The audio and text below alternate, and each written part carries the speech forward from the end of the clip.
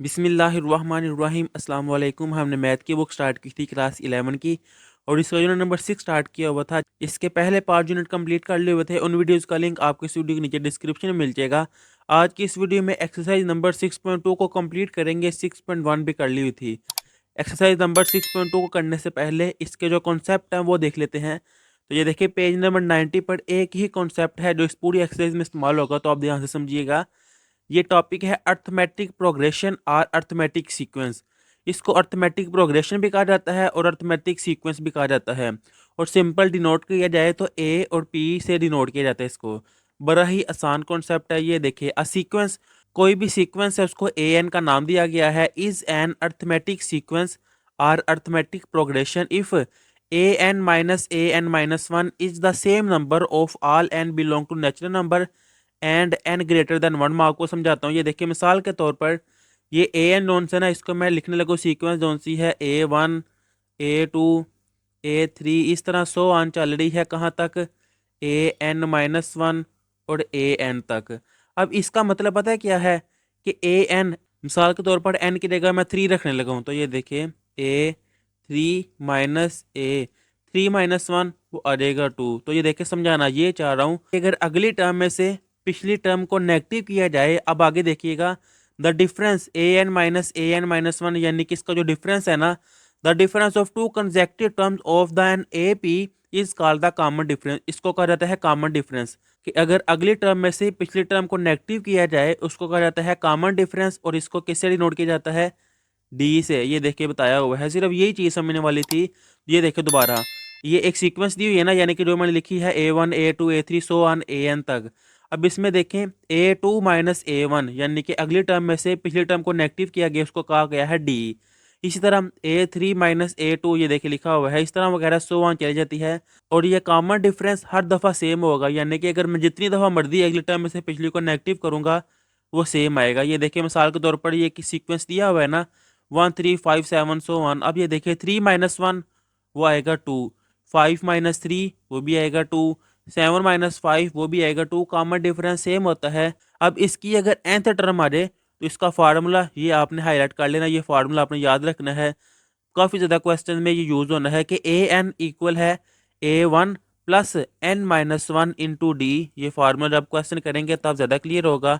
अब इसके क्वेश्चन करते हैं। तो ये देखिए 6.2 का क्वेश्चन नंबर 1 है, find the common difference. Common difference पता है क्या था, डी। वो कह रहे डी फाइंड करें and write the next two terms of each arithmetic sequence.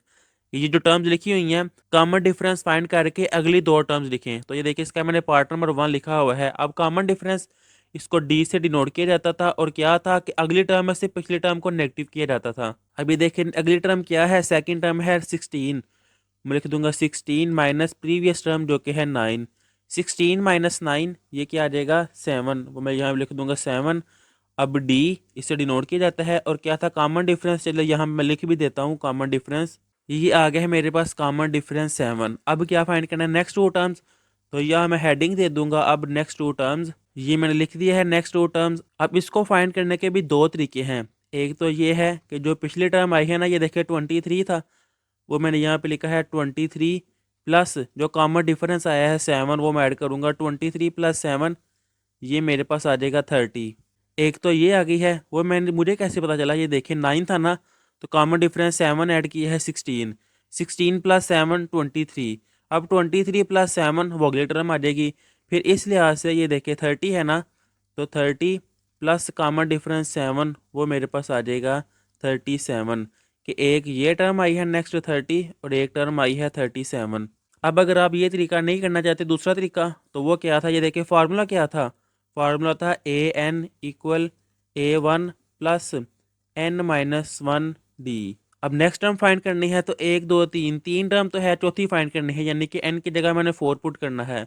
तो A4 equal A1 plus n की जगह मैंने 4 पुट किया है, यहाँ भी n की जगह 4, तो 4 - 1 वो आ जाएगा 3D। अब इसमें मैं वैल्यूज पुट कर दूंगा कि A4 इक्वल A1 क्या है, फर्स्ट वाली टर्म A1 होती है, वो मैं यहाँ पे लिख दूंगा 9 प्लस 3 वैसे ही, और D कॉमन डिफरेंस है वो आ जाएगा 7। 7 × 3 वो आ जाएगा 21, और ये 9 वैसे ही, 9 + 21 ये देखिए ये भी 30 आया है। अगर आपने ऐड करना है वैसे भी 30 आया है।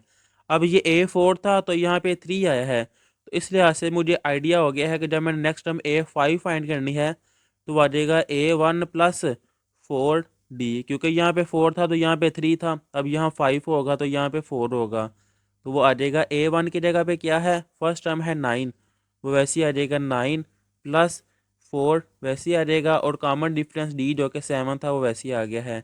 अभी देखिए 7 मल्टीप्लाई 4 वो आ जाएगा 28, तो यहाँ मैंने लिख दिया है 28, और ये प्लस 9 वो वैसे ही लिख दिया है 28 प्लस 9 वो मेरे पास आ जाएगा 37, और ये देखिए वैसे भी 37 आया है।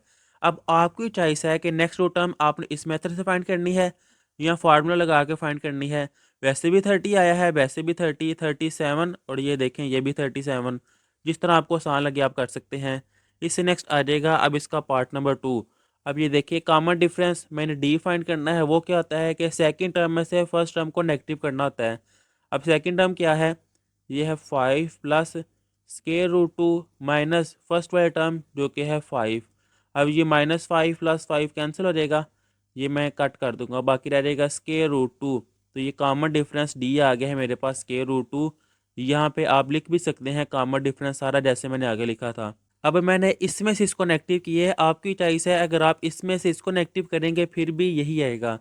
अब मैंने क्या फाइंड करना है, नेक्स्ट टू टर्म, तो यहाँ मैं लिख लूँगा कि नेक्स्ट टू टर्म्स अब मैं फाइंड करने लगा हूँ। वो क्या है, अगर आप फार्मूले के लिहाज से करना चाहते हैं जैसे कि मैंने ये करवाया था, तो ये देखें 1 2 3 टर्म है, चौथी फाइंड करनी है, तो A4 वो इक्वल है A1 प्लस 4 है तो यहाँ पे आ जाएगा 3D।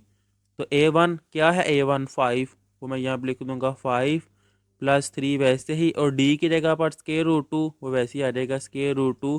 ये मैंने चौथी टर्म फाइंड कर ली है। अब अगली पांचवी टर्म फाइंड करनी है, तो A5 equal A1 plus 4D। तो ये देखिए A1 की जगह पर वैसे ही आ जाएगा 5, 4 प्लस 4 वैसे ही, और D की जगह पर यह है स्क्वायर रूट 2 वो आ जाएगा स्क्वायर रूट 2।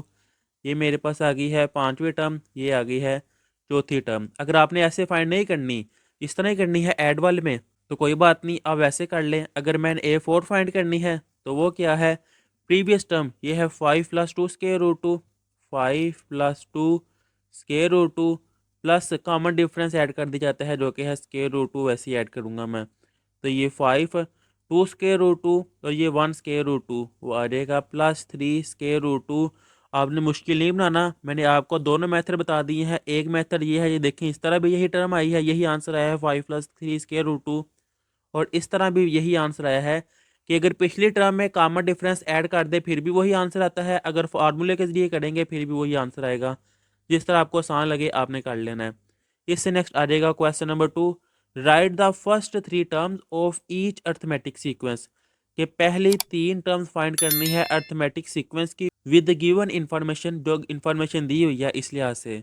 तो ये पार्ट 1 दिया हुआ है, पार्ट 2 इसके बाद करेंगे। A1 दिया हुआ है और D दिया हुआ है। अब क्वेश्चन नंबर 1 जो पिछला क्वेश्चन है ना, ये देखिए आपके सामने, ये भी मैं इसलिए ये फार्मूले से करवा रहा था क्योंकि इसके बाकी सारे क्वेश्चन अब फार्मूले के जरिए होने हैं। सिर्फ ये एक क्वेश्चन था जो प्रीवियस टर्म को ऐड करके होना था, तो मैं तो आपको ये मशवरा दूंगा कि आप क्वेश्चन नंबर 1 भी फार्मूले वाले मेथड से कर लें, क्योंकि फिर इससे मिक्सअप नहीं होगा, आपने एक ही पैटर्न एक ही तरीका सबके लिए किया होगा। फर्स्ट ये टर्म है, तो ये देखिए A1 तो दिया हुआ है, मैंने क्या फाइंड करना है, A2 वो किसके इक्वल है, A1 प्लस इस 2 से A कम लेते हैं, ये 2 है तो यहाँ पे आ जाएगा 1D। मुझे कैसे पता चला, ये देखिए फार्मूला ये था ना, AN equal A1 plus N minus 1 into D. तो N की जगह अब मैं 2 फाइंड करना है ना, N की जगह मैं 2 पुट कर दूंगा, तो A2 इक्वल A1 वैसे ही प्लस 2 माइनस 1 वो आ जाएगा 1, और ये D वैसे ही, यानी कि सिंपल अगर मैं समझाऊँ तो जो भी नंबर यहाँ पे होता है ना उससे A कम यहाँ पे होता है। अब ये देखिए इसमें वैल्यूज पुट करूँगा, A1 किसके इक्वल है, 2 प्लस D की जगह पर ये आ जाएगा 13, तो 2 प्लस 13 ये आ जाएगा 15।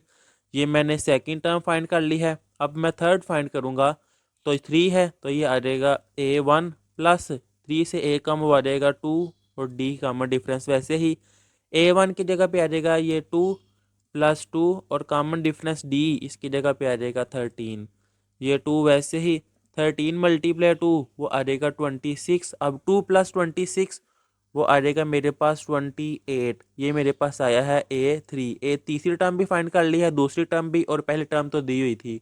तो फिर लास्ट में यहाँ मैं लिख दूंगा the first three terms are, कौन कौन सी है। पहली टर्म है 2, सेकंड वाली है 15 और थर्ड वाली है 28। तो वो मैं यहाँ पे लिख दूंगा 2, 15 और 28। सिंपल ये आंसर है। अब इससे नेक्स्ट इसका पार्ट 2 करते हैं ताकि और क्लियर हो। फर्स्ट टर्म तो दी हुई है, अब सोल्यूशन में सेकंड टर्म, तो A2 इक्वल आ जाएगा A1 प्लस डी। अब फार्मूला आपको समझ आ गया होगा कि इससे एक हम यहाँ पे लिखते हैं। A1 क्या है 12, वो मैंने यहाँ पे लिख दिया है 12, प्लस डी की जगह पे आ जाएगा -13। अब ये 12 वैसे ही प्लस माइनस माइनस, और ये 13 वैसे ही 12 माइनस 13 वो आ जाएगा -1। ये सेकंड टर्म भी आ गई है।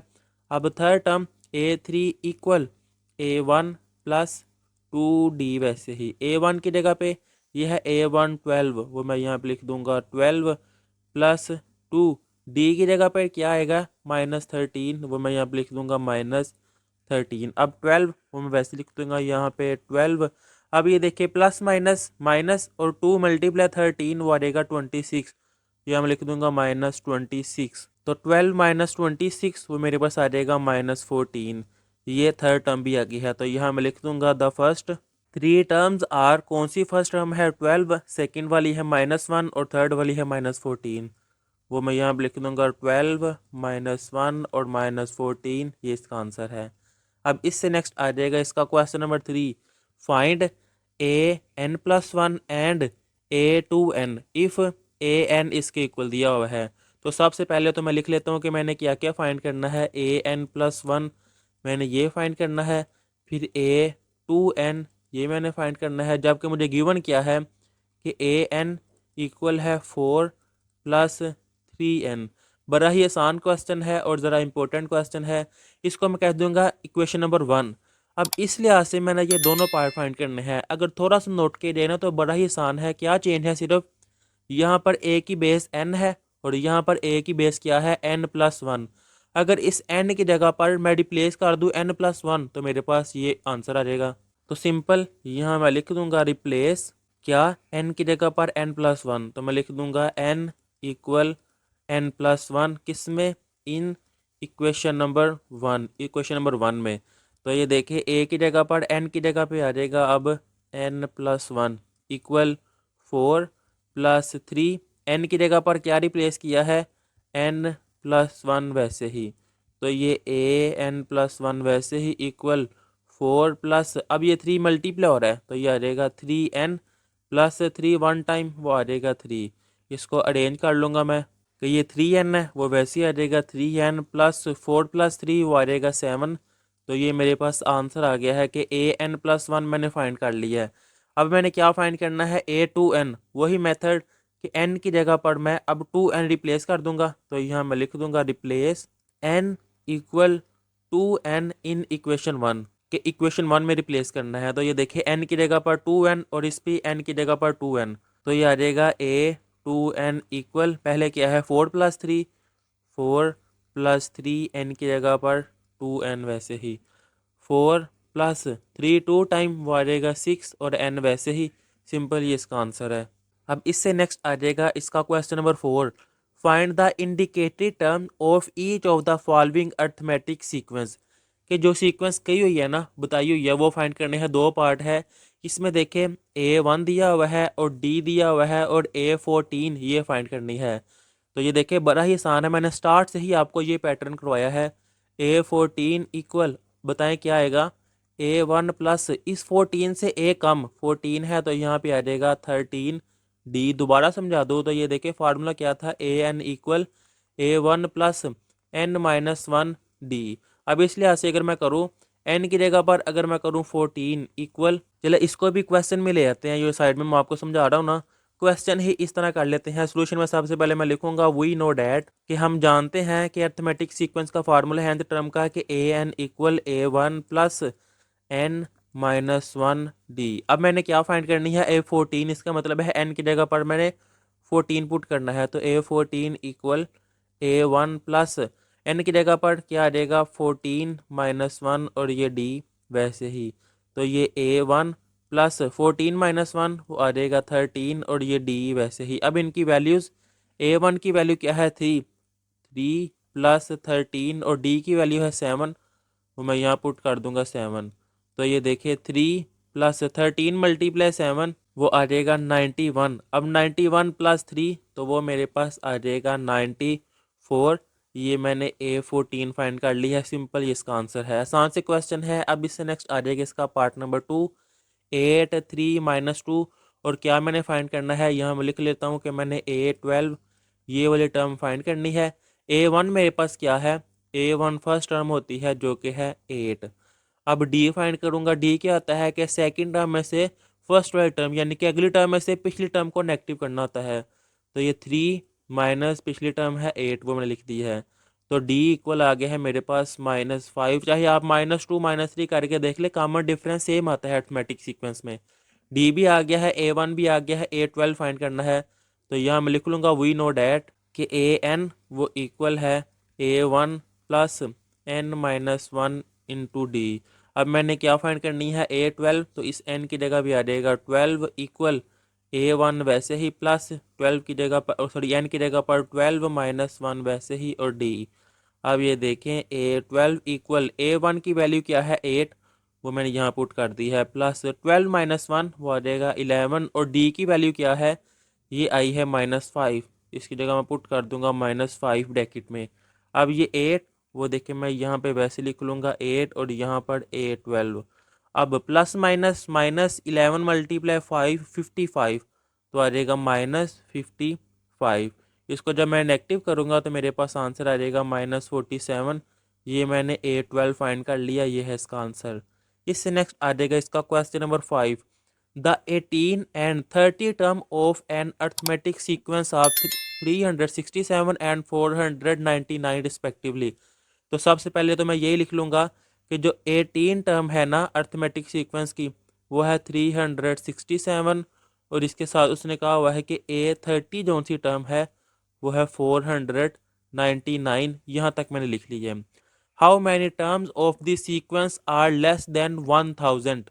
यानी कि अब वो कह रहा है कि जो 18वीं टर्म है वो इसके इक्वल है और जो 30 वाली टर्म है वो इसके इक्वल है, और जो कि 499 तक है। वो कह रहा है कितनी टर्म्स होंगी कि वो 1000 से छोटी छोटी आएँ। तो वो टर्म्स फाइंड करने के लिए मैं A1 फाइंड करूँगा, फिर डी फाइंड करूँगा, उसके बाद बाकी काम करूँगा। ये देखिए A18 है ना, फार्मूला मैंने आगे आपको कितनी दफ़ा बताया भी हुआ है कि A18 है, तो इसको मैं लिख सकता हूँ A1 + 18 से A कम, वो आ जाएगा 17D, किसके इक्वल है 367 के। इसको मैं कह दूंगा ये है मेरे पास इक्वेशन नंबर 1। अब ये है A30, इसको मैं ऐसे लिख सकता हूँ A1 + 30 इससे कम आएगा 29D, वो किसके इक्वल है 499। इसको मैं कह दूंगा ये है मेरे पास इक्वेशन नंबर 2। अब अगर इक्वेशन नंबर 1 को मैं इक्वेशन नंबर 2 से नेगेटिव करूँ तो A1 प्लस का वो नेगेटिव हो के आपस में कट हो जाएंगे और मेरे पास डी की वैल्यू आ जाएगी। तो यहाँ मैं लिखूंगा सब्ट्रैक्ट इक्वेशन 1 फ्रॉम इक्वेशन 2। ये मैंने लिख लिया है। अब इक्वेशन नंबर 2 ये है A1 + 29D इक्वल 499।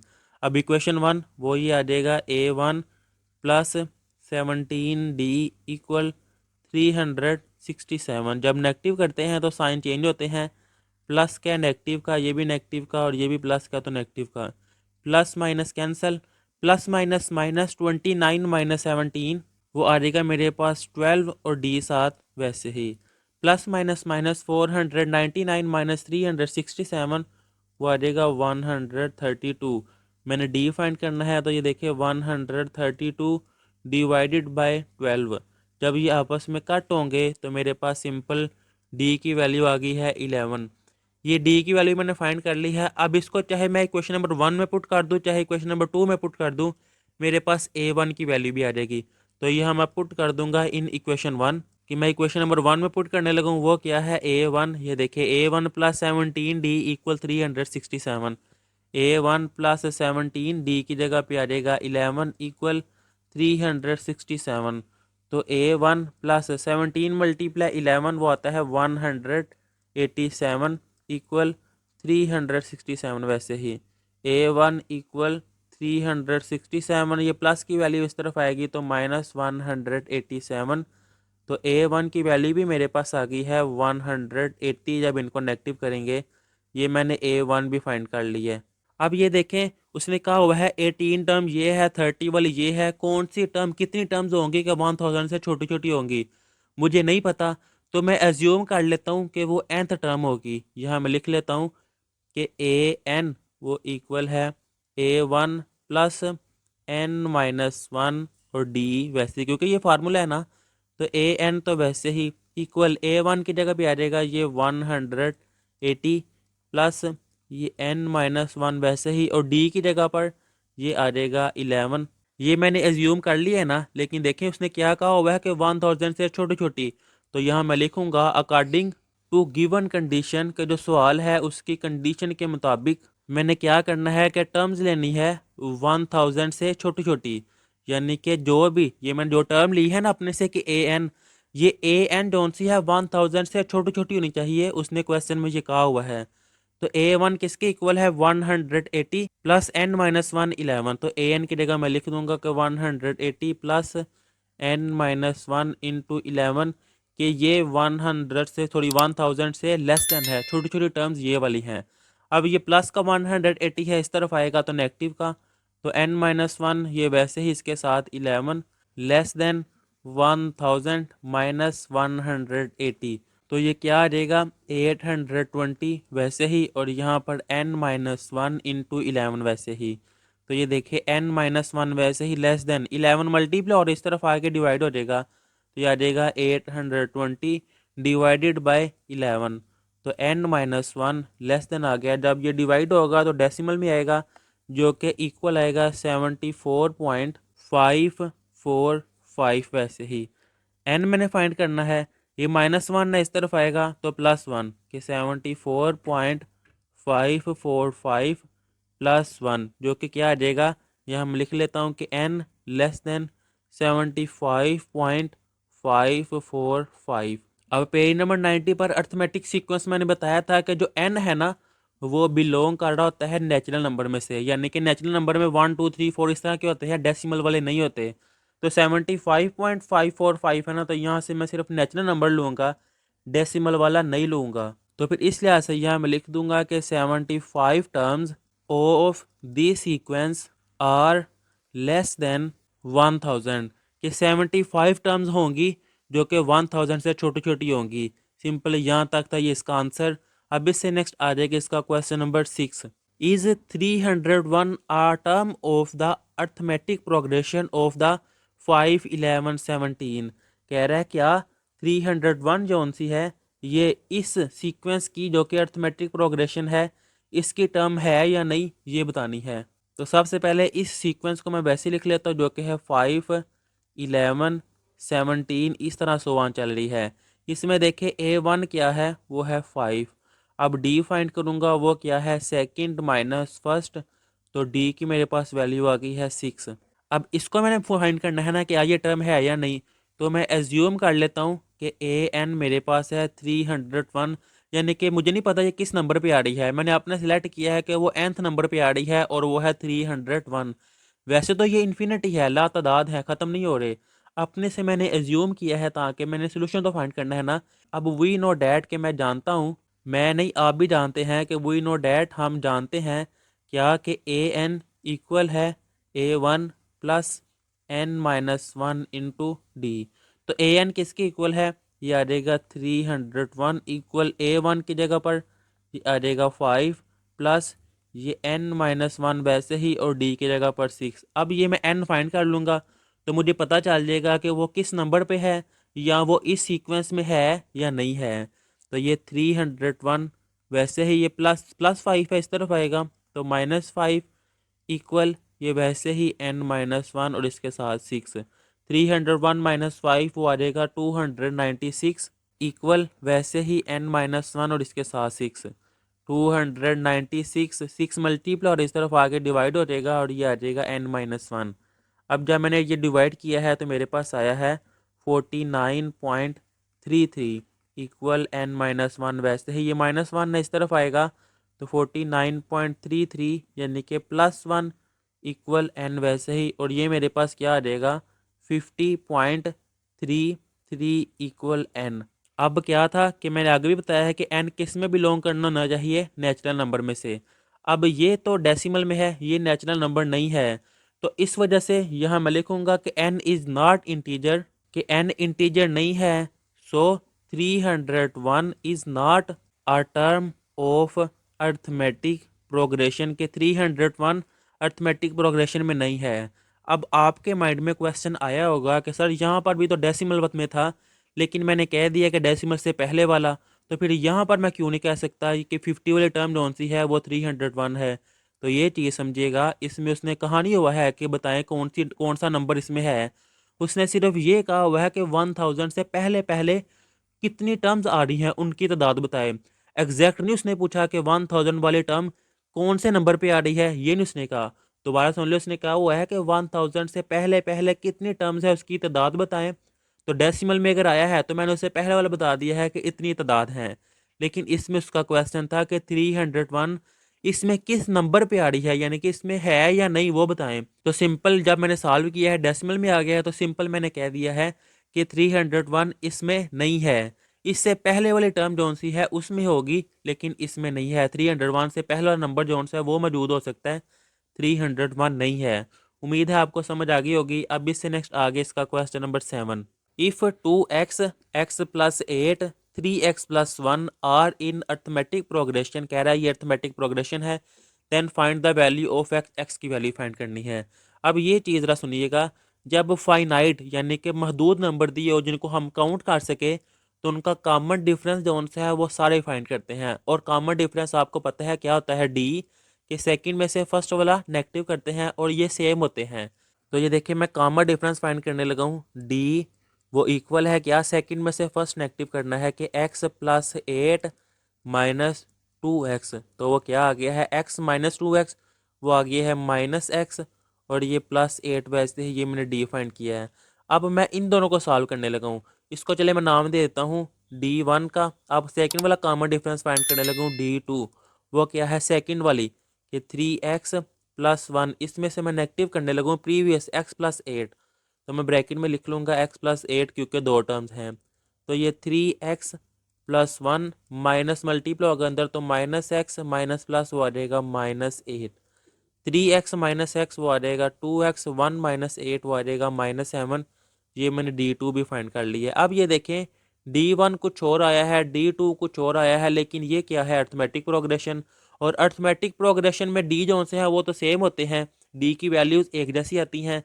तो यहाँ मैं लिखूँगा given 2x x plus 8 3x plus 1 are in arithmetic progression. Arithmetic progression को ए पी लिख सकते हैं। अगर ये अर्थमेटिक प्रोग्रेशन में है तो इनका कॉमन डिफरेंस D1 वो इक्वल होना चाहिए D2 के। अब D1 क्या है, वो है -x प्लस 8 इक्वल D2 क्या है, वो है 2x माइनस 7।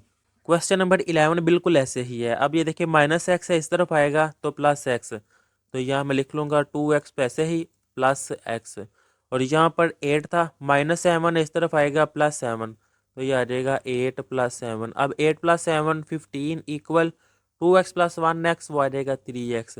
3 मल्टीप्लाई हो रहा है, इस तरफ आके डिवाइड हो जाएगा, और ये x वैसे ही, यानी कि अब x की वैल्यू मेरे पास आ गई है 5 3 5 टाइम 15।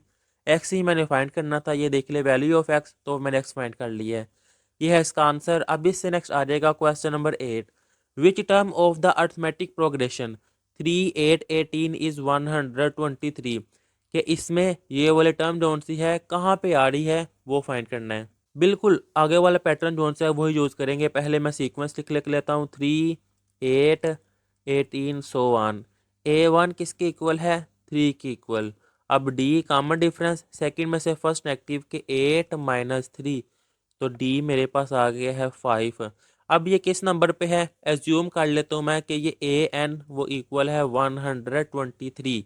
अब वी नो डैट कि हम जानते हैं कि an वो इक्वल है A1 plus n-1 into D. an की जगह पर ये वैल्यू आ जाएगी 123 इक्वल A1 की जगह पर आ जाएगा 3 प्लस n-1 वैसे ही, और d की जगह पर ये आ जाएगा 5। ये +3 है, इस तरफ आएगा -3 के 123 -3 इक्वल n-1 ब्रैकेट में और साथ 5। जब ये नेगेटिव होंगे तो वो आ जाएगा 120 इक्वल ये n-1 वैसे ही और इसके साथ 5 था, वो 5 भी वैसे ही आ गया। 5 मल्टीप्लाई और इस तरफ आके divide, 120 divided by 5 equal n-1। अब इसको जब आप डिवाइड करेंगे तो ये मेरे पास आ जाएगा 24 इक्वल n-1। ये -1 है, इस तरफ आके +1 के 24 + 1 इक्वल n, जो कि किसके इक्वल आ गया है 25 के इक्वल। तो अब ये देखिए डेसिमल में नहीं ना आया, तो मैं कह दूंगा कि 123 इस सीक्वेंस के लिहाज से 25वीं टर्म आएगी। यह मैं लिख दूंगा 123 is 25 term of the sequence. Simple, ये आ गया इसका आंसर। अब इससे नेक्स्ट क्वेश्चन नंबर 9। आवाज से आपको आइडिया हो गया होगा कि मेरी तबीयत नहीं ठीक। Which term of the arithmetic progression 30, 29.5, 29, 28.5 so on is the first negative term? वो कह रहा है कि ये एक सीक्वेंस है, अगर इस सीक्वेंस के लिए ऐसे मैं चलता जाऊं तो पहली नेगेटिव टर्म जो सी है वो किस नंबर पे आएगी, वो मैंने फाइंड करनी है। तो वही जैसे आगे पैटर्न यूज़ किया था ना, आपको आइडिया हो जाएगा कि ये देखिए पहले मैं A1 फाइंड करने लगूँ, वो आ गया फर्स्ट टर्म 30। फिर डी फाइंड करूँगा, वो क्या आता है सेकंड में से मैंने फर्स्ट को नेगेटिव करना होता है, तो 29.5 माइनस 30, तो डी की मेरे पास वैल्यू आ गई है 0.5। अब इस लिहाज से अगर आप काम कम करते जाएं, वैसे भी लिख के आप फाइंड कर सकते हैं कि कहाँ पे नेगेटिव आ रही है। लेकिन ये देखिए जो फार्मूले होते हैं ना, अब अर्थमेटिक प्रोग्रेशन की समझ लीजिए एप्लीकेशन है, इस फार्मूले के जरिए मैं बड़ी आसानी से फाइंड कर लूँगा, इतना काम करने की बजाय डायरेक्ट फाइंड कर लूँगा कि पहली नेगेटिव टर्म कहाँ पे आ रही है, कितने नंबर पे आ रही है। तो ये मैंने डी भी फाइंड कर लिया है, ये 30 बड़ा नंबर था तो इसके साथ नेगेटिव आ जाएगा -0.5। अब फार्मूला जो कि आगे भी यूज़ किया था कि ए एन किसके इक्वल है, A1 प्लस n-1 डी, ये मैं लिख लूँगा। A n वैसे ही A1 की जगह पर ये आ जाएगा 30 प्लस n-1 वैसे ही, और डी इसकी जगह पे आ जाएगा -0.5। ये देखिए 30 प्लस माइनस वो आ जाएगा -0.5 वैसे ही, और ये n-1 ब्रैकेट में। अब ये चीज़ समझिएगा, दोबारा आपको मैं समझाता हूँ। उसने क्या कहा है कि पहली नेगेटिव टर्म कहाँ पे आएगी वो मैंने फाइंड करनी है। तो यहाँ मैं लिखता हूँ अकॉर्डिंग टू गिवन कंडीशन, कि जो क्वेश्चन में कंडीशन दी है उसके मुताबिक नेगेटिव टर्म पता है क्या होती है, जीरो से जो छोटे नंबर होते हैं ना वो नेगेटिव से होते हैं, जीरो से छोटे सारे ही नेगेटिव में आ जाते हैं, -1 -2 -3। अब ये जो टर्म है ना an, जिसको मैंने किया हुआ है कि ये an है, तो मैं एज्यूम कर लेता हूँ कि ये an जो सी है ना ये जीरो से छोटी छोटी है, नेगेटिव टर्म जो सी है वो ये वाली है। अब an किसके इक्वल है वो मैं यहाँ पर लिख लेता हूँ, 30 माइनस 0.5 इंटू n-1, ये लेस देन है 0, यानी कि ये नेगेटिव वाला नंबर है। अब ये माइनस वाला है, ये सारा देखिए नेगेटिव वाला है ना, इसको मैं जब मैं दूसरी तरफ ले जाऊंगा तो वो पॉजिटिव में कन्वर्ट हो जाएगा। तो ये वैसे ही आ जाएगा 30 लेस देन क्या है 0.5, नेगेटिव में था, इस तरफ आ जाएगा पॉजिटिव में 0.5 और ब्रैकेट में n-1 वैसे ही।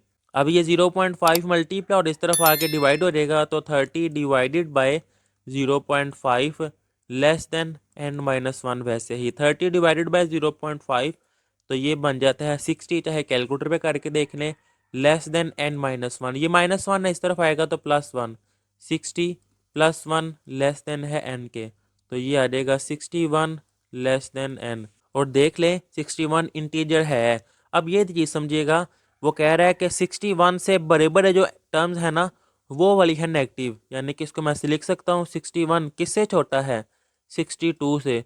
तो जो 62 वाली टर्म है ना ये पहली नेगेटिव टर्म है। यह मैं लिख लेता हूँ, फर्स्ट नेगेटिव टर्म इज 62। 62 वाली टर्म जो सी है ना वो पहली नेगेटिव टर्म होगी, क्योंकि 61 एंड से छोटा छोटा है, ये सारी पॉजिटिव है।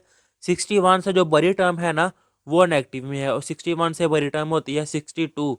सिंपल, ये इसका आंसर आ गया है। अब इससे नेक्स्ट आ जाएगा इसका क्वेश्चन नंबर 10, जिसकी स्टेटमेंट है the 7th term and 21st term of an arithmetic progression are 37 and 107 respectively, कि 7वीं टर्म और 21वीं टर्म वो कह रहा है ये वाली है। तो सबसे पहले मैं यही लिख लेता हूँ कि A7 वो इक्वल है 37 के, और A21 ये वाली टर्म है वो है 107 के। फाइंड द AP यानी कि arithmetic progression and it's 100 term, कि जब इसकी 100 टर्म आ जाती है तब अर्थमेटिक प्रोग्रेशन वो फाइंड करनी है। मैं यहाँ पे लिख भी लेता हूँ कि A100 ये मैंने फाइंड करनी है। जब ऊपर TH आ जाए इसका मतलब है कि वो वाली टर्म फाइंड करनी है। तो ये देखिए A7 है ना, A7 किसके इक्वल है 37 के। तो इस A7 को मैं लिख सकता हूँ A1 प्लस 6D। वो कैसे, यही फार्मूला जो कितनी दफ़ा यूज़ किया है, AN equal A1 plus N-1D। इस N की जगह जब मैं 7 पुट करूँगा तो A1 प्लस 7-1 वो आ जाएगा 6, और D वैसे ही इक्वल 37 वैसे ही। इसको मैं कह दूँगा ये है मेरे पास इक्वेशन नंबर 1। अब ये था A21 किसके इक्वल 107 के। A21 को मैं लिख सकता हूँ A1 प्लस 20D इक्वल 107 वैसे ही। इसको मैं कह दूँगा ये है मेरे पास इक्वेशन नंबर 2। अब ये देखिए A100 फाइंड करनी है, इसको भी मैं से लिख सकता हूँ फिर कि A1 प्लस 100 से एक कम वो आ जाएगा 99D।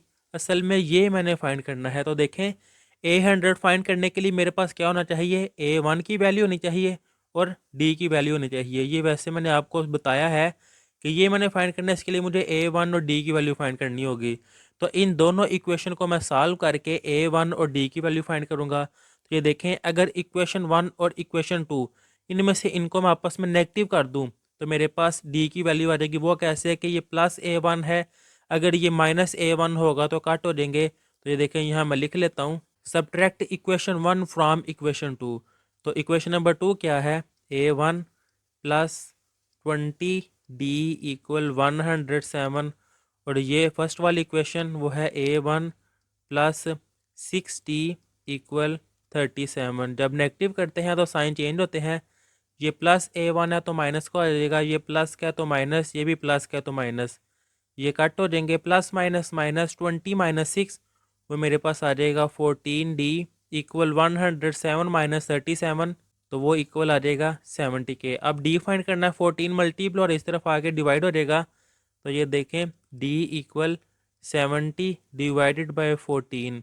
जब इनको मैं कट करूँगा, चाहे आप कैलकुलेटर पे करेंगे, तो D की वैल्यू आ जाएगी 5 के 14, 1 टाइम 5 14, 5 टाइम 70। तो ये मेरे पास D की वैल्यू आ गई है। अब इस D की वैल्यू को चाहे मैं इक्वेशन नंबर 1 में पुट कर दूँ चाहे इक्वेशन नंबर 2 में पुट कर दूँ, मेरे पास A1 की वैल्यू आ जाएगी।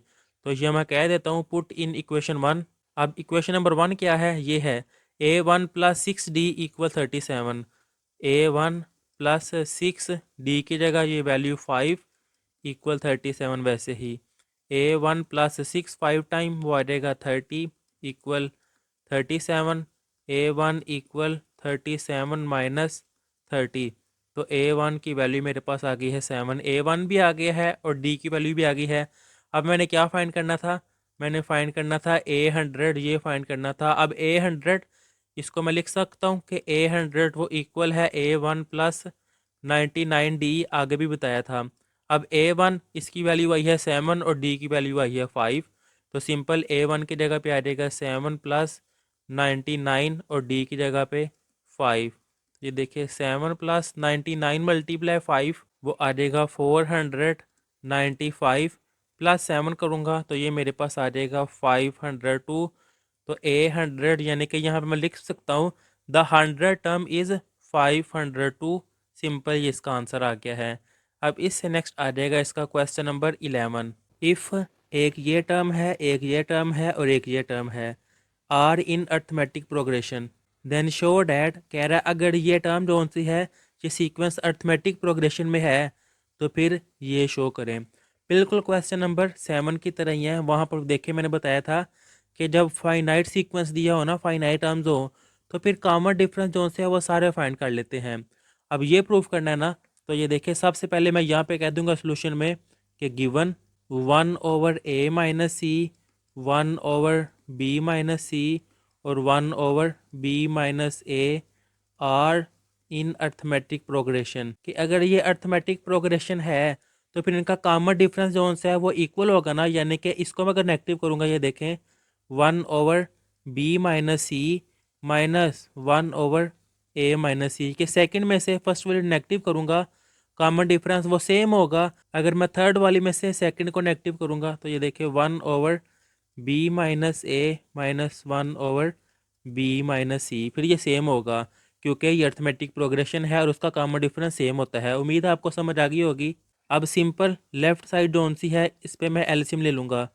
तो ये b-c और a-c, ये दोनों डिफरेंट है तो मैंने दोनों लिख लिए हैं। अब वन का डिनोमिनेटर में b-c है, a-c नहीं है, तो ये यहाँ पे आ जाएगा a-c माइनस। अब वन का डिनोमिनेटर में a-c है, b-c नहीं है, तो इस वन के साथ ये मल्टीप्लाई हो जाएगा। बाहर नेगेटिव नंबर है इसलिए मैं ब्रैकेट में लिख दूंगा b-c इक्वल, ये मैं बाद में सॉल्व करता हूँ।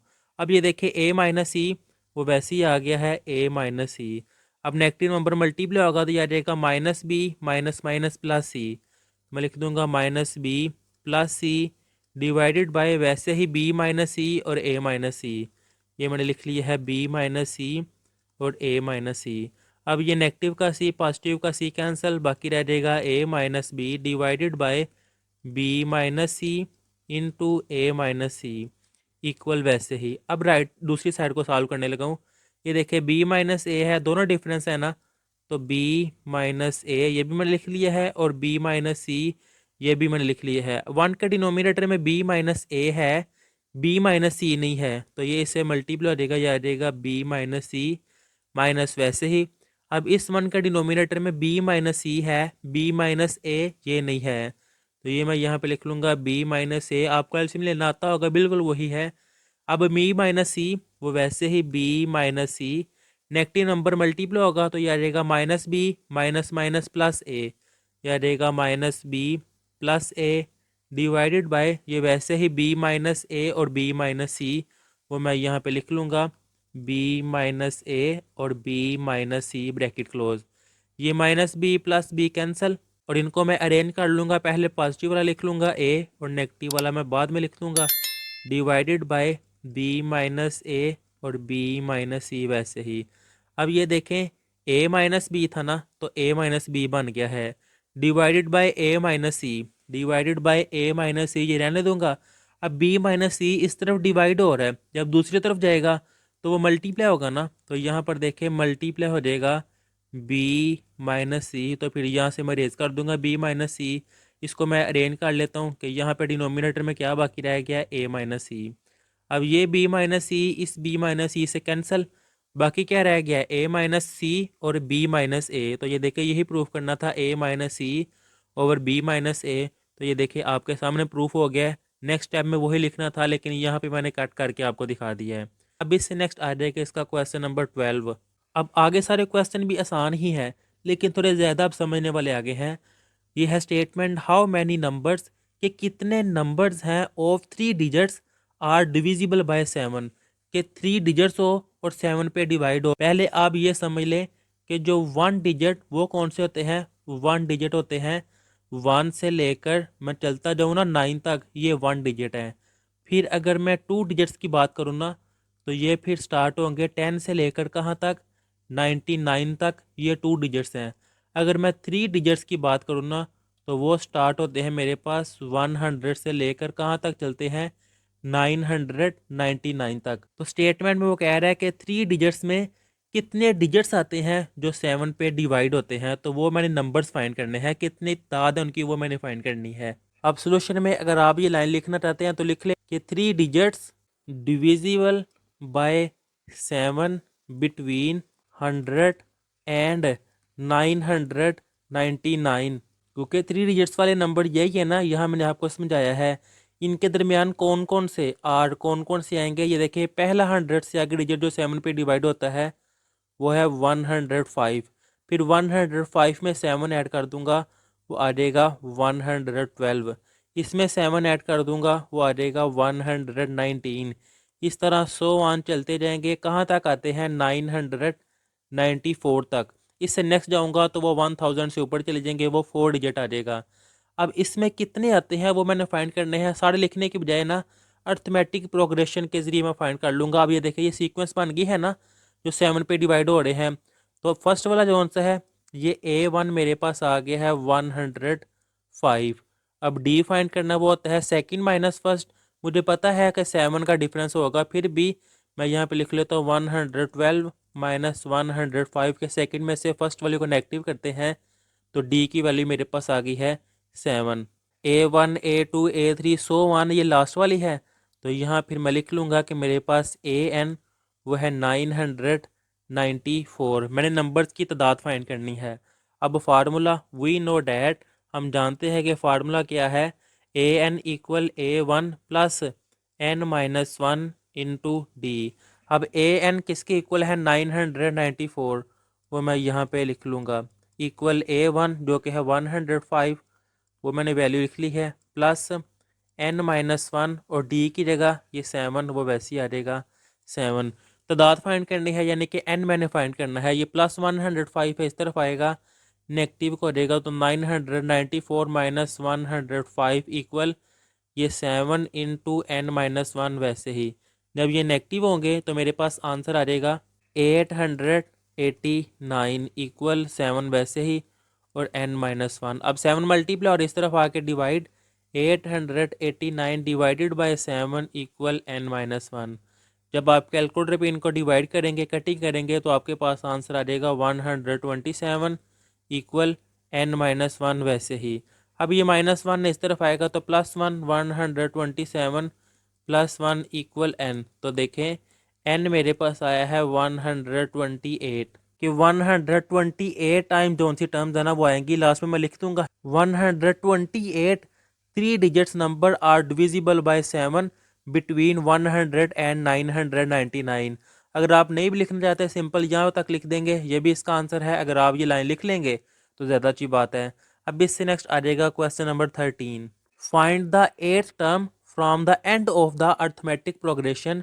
ये सीक्वेंस दी हुई है, वो कह रहा है इसमें एंड यानी कि आखिर से 8वीं टर्म जो सी है वो फाइंड करें। तो सबसे पहली बात ये मैं अगर लिखूँ ना 8 11 14 सो वन कहाँ तक 185।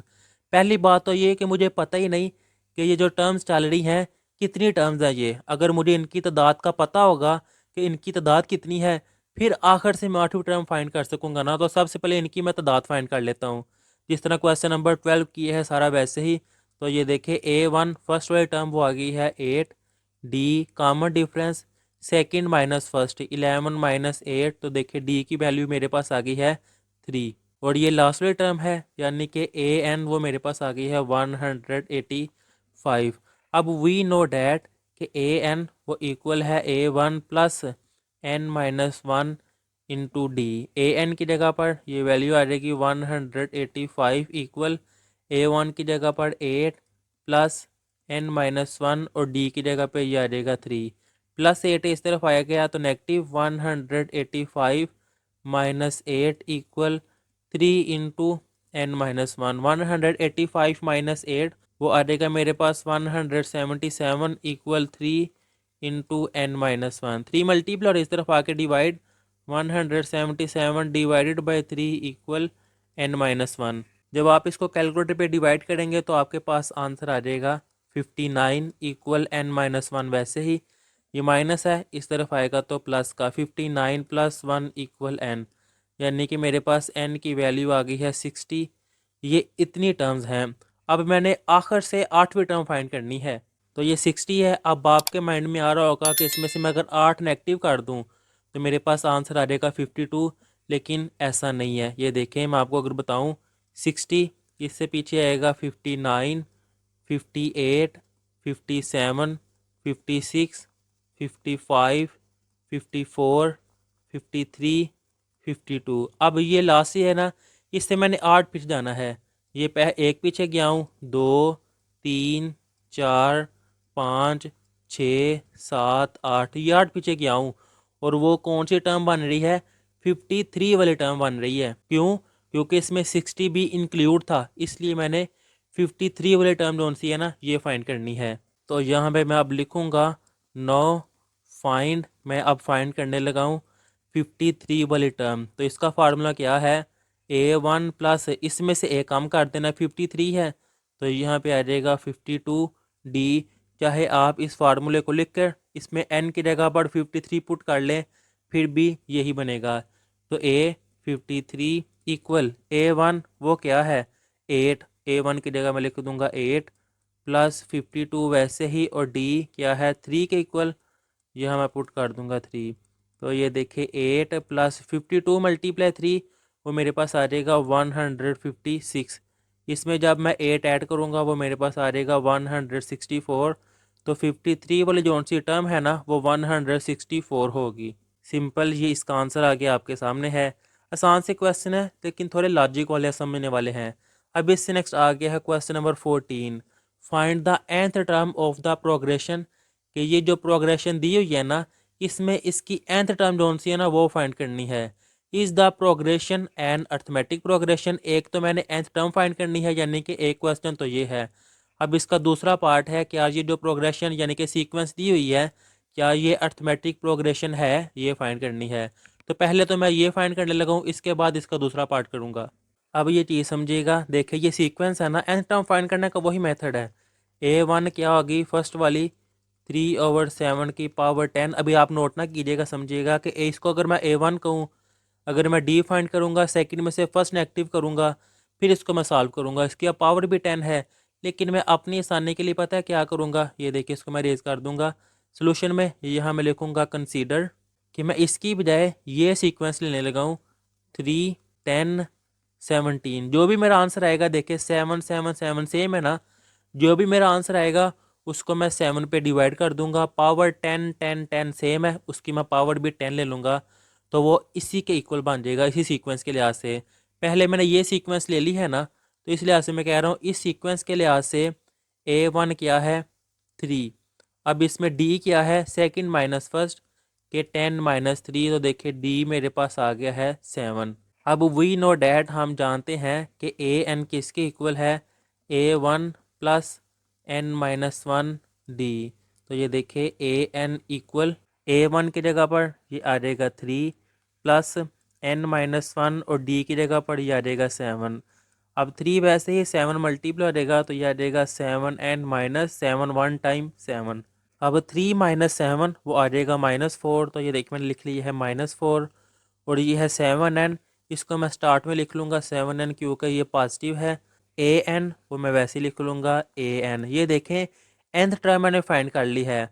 अब सीक्वेंस ये मैंने कंसीडर की थी, अब अगर इस लिहाज से मैंने करनी है तो यहाँ मैं लिख लूँगा हिंस की जो फर्स्ट जो अब मुझे गिवन थी उस लिहाज से an equal 7n-4 divided by क्या था 7 7, वो मैं लिख लूँगा 7, और पावर है 10, तो इसकी पावर मैं ले लूँगा 10। ये मैंने सीक्वेंस फाइंड कर ली है। अब इसका सेकंड पार्ट क्या था, is this progression an arithmetic progression. क्या ये अर्थमेटिक प्रोग्रेशन है? तो इसके लिए आपको आइडिया हो गया होगा क्या करना है, कि मैंने डी फाइंड करना है कॉमन डिफरेंस। कोई दो कॉमन डिफरेंस फाइंड करूँगा, अगर वो इक्वल आ जाएंगे, सेम होंगे, तो मतलब ये अर्थमेटिक प्रोग्रेशन है। अगर सेम नहीं होंगे तो अर्थमेटिक प्रोग्रेशन नहीं है। तो देखिए पहले मैं डी फाइंड करने लगा हूँ कि D equal second minus first, second है 10/7, तो ये आ जाएगा 10 डिवाइडेड बाय 7, और इसकी पावर है 10, माइनस फर्स्ट वाली 3/7, तो मैं लिख लूँगा 3 डिवाइडेड बाय 7, और इसकी पावर 10। अब दूसरी क्या है कि इसमें से मैंने नेगेटिव करनी है 17/7, तो ये मेरे पास आ जाएगा 17 डिवाइडेड बाय 7, और इसकी पावर 10, माइनस इससे पीछे वाली 10/7, तो आ जाएगी 10/7, और इसकी पावर 10। कॉमन डिफरेंस है, इसको मैं कह देता हूँ D1 है, और इसको मैं कह देता हूँ कि ये D2 है। चाहे आपकी चॉइस है, आप इन दोनों के दरमियान इक्वल का साइन लगा के आपस में इक्वल भी रख सकते हैं। तो D1 पहले मैं इसको सॉल्व करने लगा हूँ, ये देखिए इसकी पावर मैं सेपरेट करने लगा हूँ कि ये भी 10 की पावर 10 वैसी आ रही है, और 7 की पावर भी 10 वैसी आ गई है, माइनस 3 की पावर 10 डिवाइडेड बाय 7 की पावर 10। अब मैं यहाँ पे एलसीएम ले लगा हूँ किसके लिहाज से, कि 7 की पावर 10, इस लिहाज से एलसीएम लूँगा। दोनों के डिनोमिनेटर में है 7 की पावर 10, तो ये वैसे ही आ जाएगा 10 की पावर 10 माइनस 3 की पावर 10। ये मैंने D1 first common difference find कर लिया है। अब सेकंड कॉमन डिफरेंस, इनकी पावर भी सेपरेट करने लगा हूँ। 17 की पावर 10 डिवाइडेड बाय 7 की पावर 10, माइनस 10 की पावर 10 डिवाइडेड बाय 7 की पावर 10। अब यहाँ पर भी मैं एलसीएम लेने लगा हूँ। सेम है डिनोमिनेटर दोनों का 7 की पावर 10, तो नोमिनेटर वैसे ही आ जाएगी 17 की पावर 10 माइनस 10 की पावर 10। अब ये देखें क्या D1 D2 सेम है? नहीं। 10 की पावर 10 है माइनस 3 की पावर 10 है, 17 की पावर 10 माइनस 10 की पावर 10 ये सेम नहीं है। तो यहाँ मैं लिख दूंगा कि D1 कॉमन डिफरेंस दोनों के सेम नहीं आए। अगर सेम ना हो तो ये अर्थमेटिक प्रोग्रेशन नहीं होता। तो यहाँ मैं लिख दूंगा फिर hints it is not an arithmetic progression, कि ये अर्थमेटिक प्रोग्रेशन नहीं है, ये इसका आंसर। अब इससे नेक्स्ट आ जाएगा इसका question number 15। If the arithmetic progression 3 10 17 so on and दूसरी प्रोग्रेशन ये दी हुई है are such that their nth terms are equal. कह रहा है कि अगर ये दो अर्थमेटिक प्रोग्रेशन दी हुई है और इनकी nth टर्म जोन सी है वो आपस में इक्वल है, then find the value of n। तो फिर n की वैल्यू फाइंड करें। तो ये देखिए सबसे पहले सोल्यूशन में ये दोनों सीक्वेंस दोनों प्रोग्रेशन मैं वैसे लिखने लगा हूँ 3 10 17 सो वन, और दूसरी क्या है 63 65 और 67 सो वन चली जा रही है। पहले यहाँ पर मैं इसके लिए ऐसे सॉल्व करने लगा हूँ कि इसके लिहाज से A1 वो इक्वल है 3 के, और कॉमन डिफरेंस D क्या है सेकंड माइनस फर्स्ट के 10 माइनस 3, तो D मेरे पास आ गया है 7। अब इसकी nth टर्म उसने कहा हुआ है ना, तो ये देखें an किसके इक्वल है A1 plus n minus 1 into D. तो an इक्वल A1 की जगह पे आ जाएगा 3 प्लस n माइनस 1 और d की जगह पे आ जाएगा ये 7। इसको मैं अरेंज कर लेता हूँ 3 प्लस 7 मल्टीप्लाई n वो आ जाएगा 7n, और 7 वन टाइम वो आ जाएगा 7। नेक्स्ट पेज पे अगर जाऊँ तो an इक्वल ये देखें 3 माइनस 7 वो मेरे पास आ जाएगा -4, और ये 7n पॉजिटिव है, इसको मैं स्टार्ट में लिख लूँगा 7n। ये मैंने इसकी nth टर्म फाइंड कर ली है। अब सेकंड वाली जो सी है इसको मैं सॉल्व करता हूँ, इसकी nth टर्म फाइंड करूँगा, और इसमें देखिए उन्होंने कहा हुआ है ना कि ये आपस में इक्वल हैं, फिर इसकी nth टर्म को मैं आपस में इक्वल रख लूँगा। फर्स्ट टर्म तो इसको मैं कह दूँगा A1, पहले भी मैंने A1 कहा है, तो अब मैं थोड़ी सी चेंजिंग कर लेता हूँ, इसको मैं चले B कह देता हूँ कि B1 मेरे पास है 63 के, और कॉमन डिफरेंस D है यहाँ पे लिया हुआ है, ले यहाँ पे मैं D1 कह देता हूँ, वो किसके इक्वल है सेकंड माइनस फर्स्ट 65 माइनस 63। अगर डी भी आप ले लें यहाँ भी A1 ले ले कोई इशू नहीं है, लेकिन मैंने इसलिए किया है कि सेम ना हो मिक्सअप ना हो जाए। तो D1 इक्वल है 65 माइनस 63, वो आ जाएगा 2 के इक्वल। अब इसको मैंने an का है, इसको मैं कह देता हूँ कि ये bn इक्वल है B1, जैसे A1 था यहाँ पे आ जाएगा B1 plus n minus 1। d है ना, यहाँ मैंने d लिया था, अब यहाँ मैंने D1 लिया है, तो यहाँ पे इसलिए मैं D1 ले लूँगा। मुश्किल नहीं बनाना, आपकी अपनी चॉइस है। मैथ देखिए बड़ा आसान है, आप अपनी मर्जी से कुछ भी लेट कर सकते हैं, लेकिन इसके रूल्स को फॉलो करते हुए। आप आपकी चॉइस है, आप जो मर्जी कर सकते हैं, लेकिन मैथ के रूल्स को आपने फॉलो करना है। B1 किसके इक्वल है 63, वो मैं कह दूंगा 63 प्लस n माइनस 1 वैसे ही, और D1 की जगह पर ये 2 वैसे ही। अब 63 plus 2 multiply n, 2n minus 2 one time वो आ जाएगा 2। 63 माइनस 2 वो मेरे पास आ जाएगा 61, और ये प्लस 2n है वो वैसे ही आ जाएगा प्लस 2n, और लेफ्ट साइड पे क्या था bn, ये आ जाएगा bn इसके इक्वल आ गया है। ये फर्स्ट वाली सीक्वेंस की nth टर्म, और ये सेकंड वाले की मैंने फाइंड कर ली हुई है। अब गिवन कंडीशन क्या है, यहाँ मैं लिखूंगा गिवन कंडीशन। क्या है गिवन कंडीशन कि ये दोनों की nth टर्म जो से वो आपस में इक्वल हैं, तो फिर मैं कह दूंगा according given condition an equal है bn के। an क्या है 7n माइनस 4 इक्वल bn क्या है 61 प्लस 2n। अब ये देखिए 7n प्लस 2n इस तरफ आएगा -2n, और 61 माइनस 4 है इस तरफ आएगा तो +4। 7n माइनस 2n वो मेरे पास आ जाएगा 5n इक्वल 61 प्लस 4 वो आ जाएगा 65। 5 मल्टीप्लाई हो रहा है इस तरफ आके डिवाइड हो जाएगा, तो n equal 5 one time 5 1 carry होगा 15, 5 3 टाइम 15, तो n की वैल्यू आ गई है 13। और ये देखिए क्वेश्चन भी क्या था, n की वैल्यू फाइंड करनी है, वो मैंने फाइंड कर ली हुई है। ये है इसका आंसर। अब इससे नेक्स्ट आ जाएगा इसका question number 16। If the p term of an arithmetic progression is q and the qth term is p, यानी कि ये देखें अगर मैं पी टर्म लूँगा ना, ए पी कह रहा है वो क्यू के इक्वल है, और क्यू टर्म जो सी है ना टी एच का मतलब है कि ये वाली टर्म कि ए क्यू ये वाली टर्म वो इक्वल है, इसका मतलब होता है इक्वल, वो पी के इक्वल है। यहाँ तक स्टेटमेंट मैंने ये लिख दी है, आपको समझ आ गई होगी। कह रहा प्रूव डैट, साबित करें, it's nth term is P plus Q minus N, यानी कि वो कह रहा है कि साबित करें कि इसकी जो nth टर्म है ना वो इक्वल होगी P plus Q minus N. मैंने ये साबित करना है। अब देखिए मैथ है ना, तो इसके रूल्स को फॉलो करना है मैंने, अपने से तो कुछ कर नहीं देना मैंने। अब ये प्रूफ करना है ना, अगर मुझे इसकी स्टेटमेंट की समझ आ गई है ना, ए एन है तो ए एन पता है क्या होता है, a one plus N minus one d. ये प्रूफ करूँगा, इसमें देखिए ए वन भी आ रहा है और डी भी आ रहा है।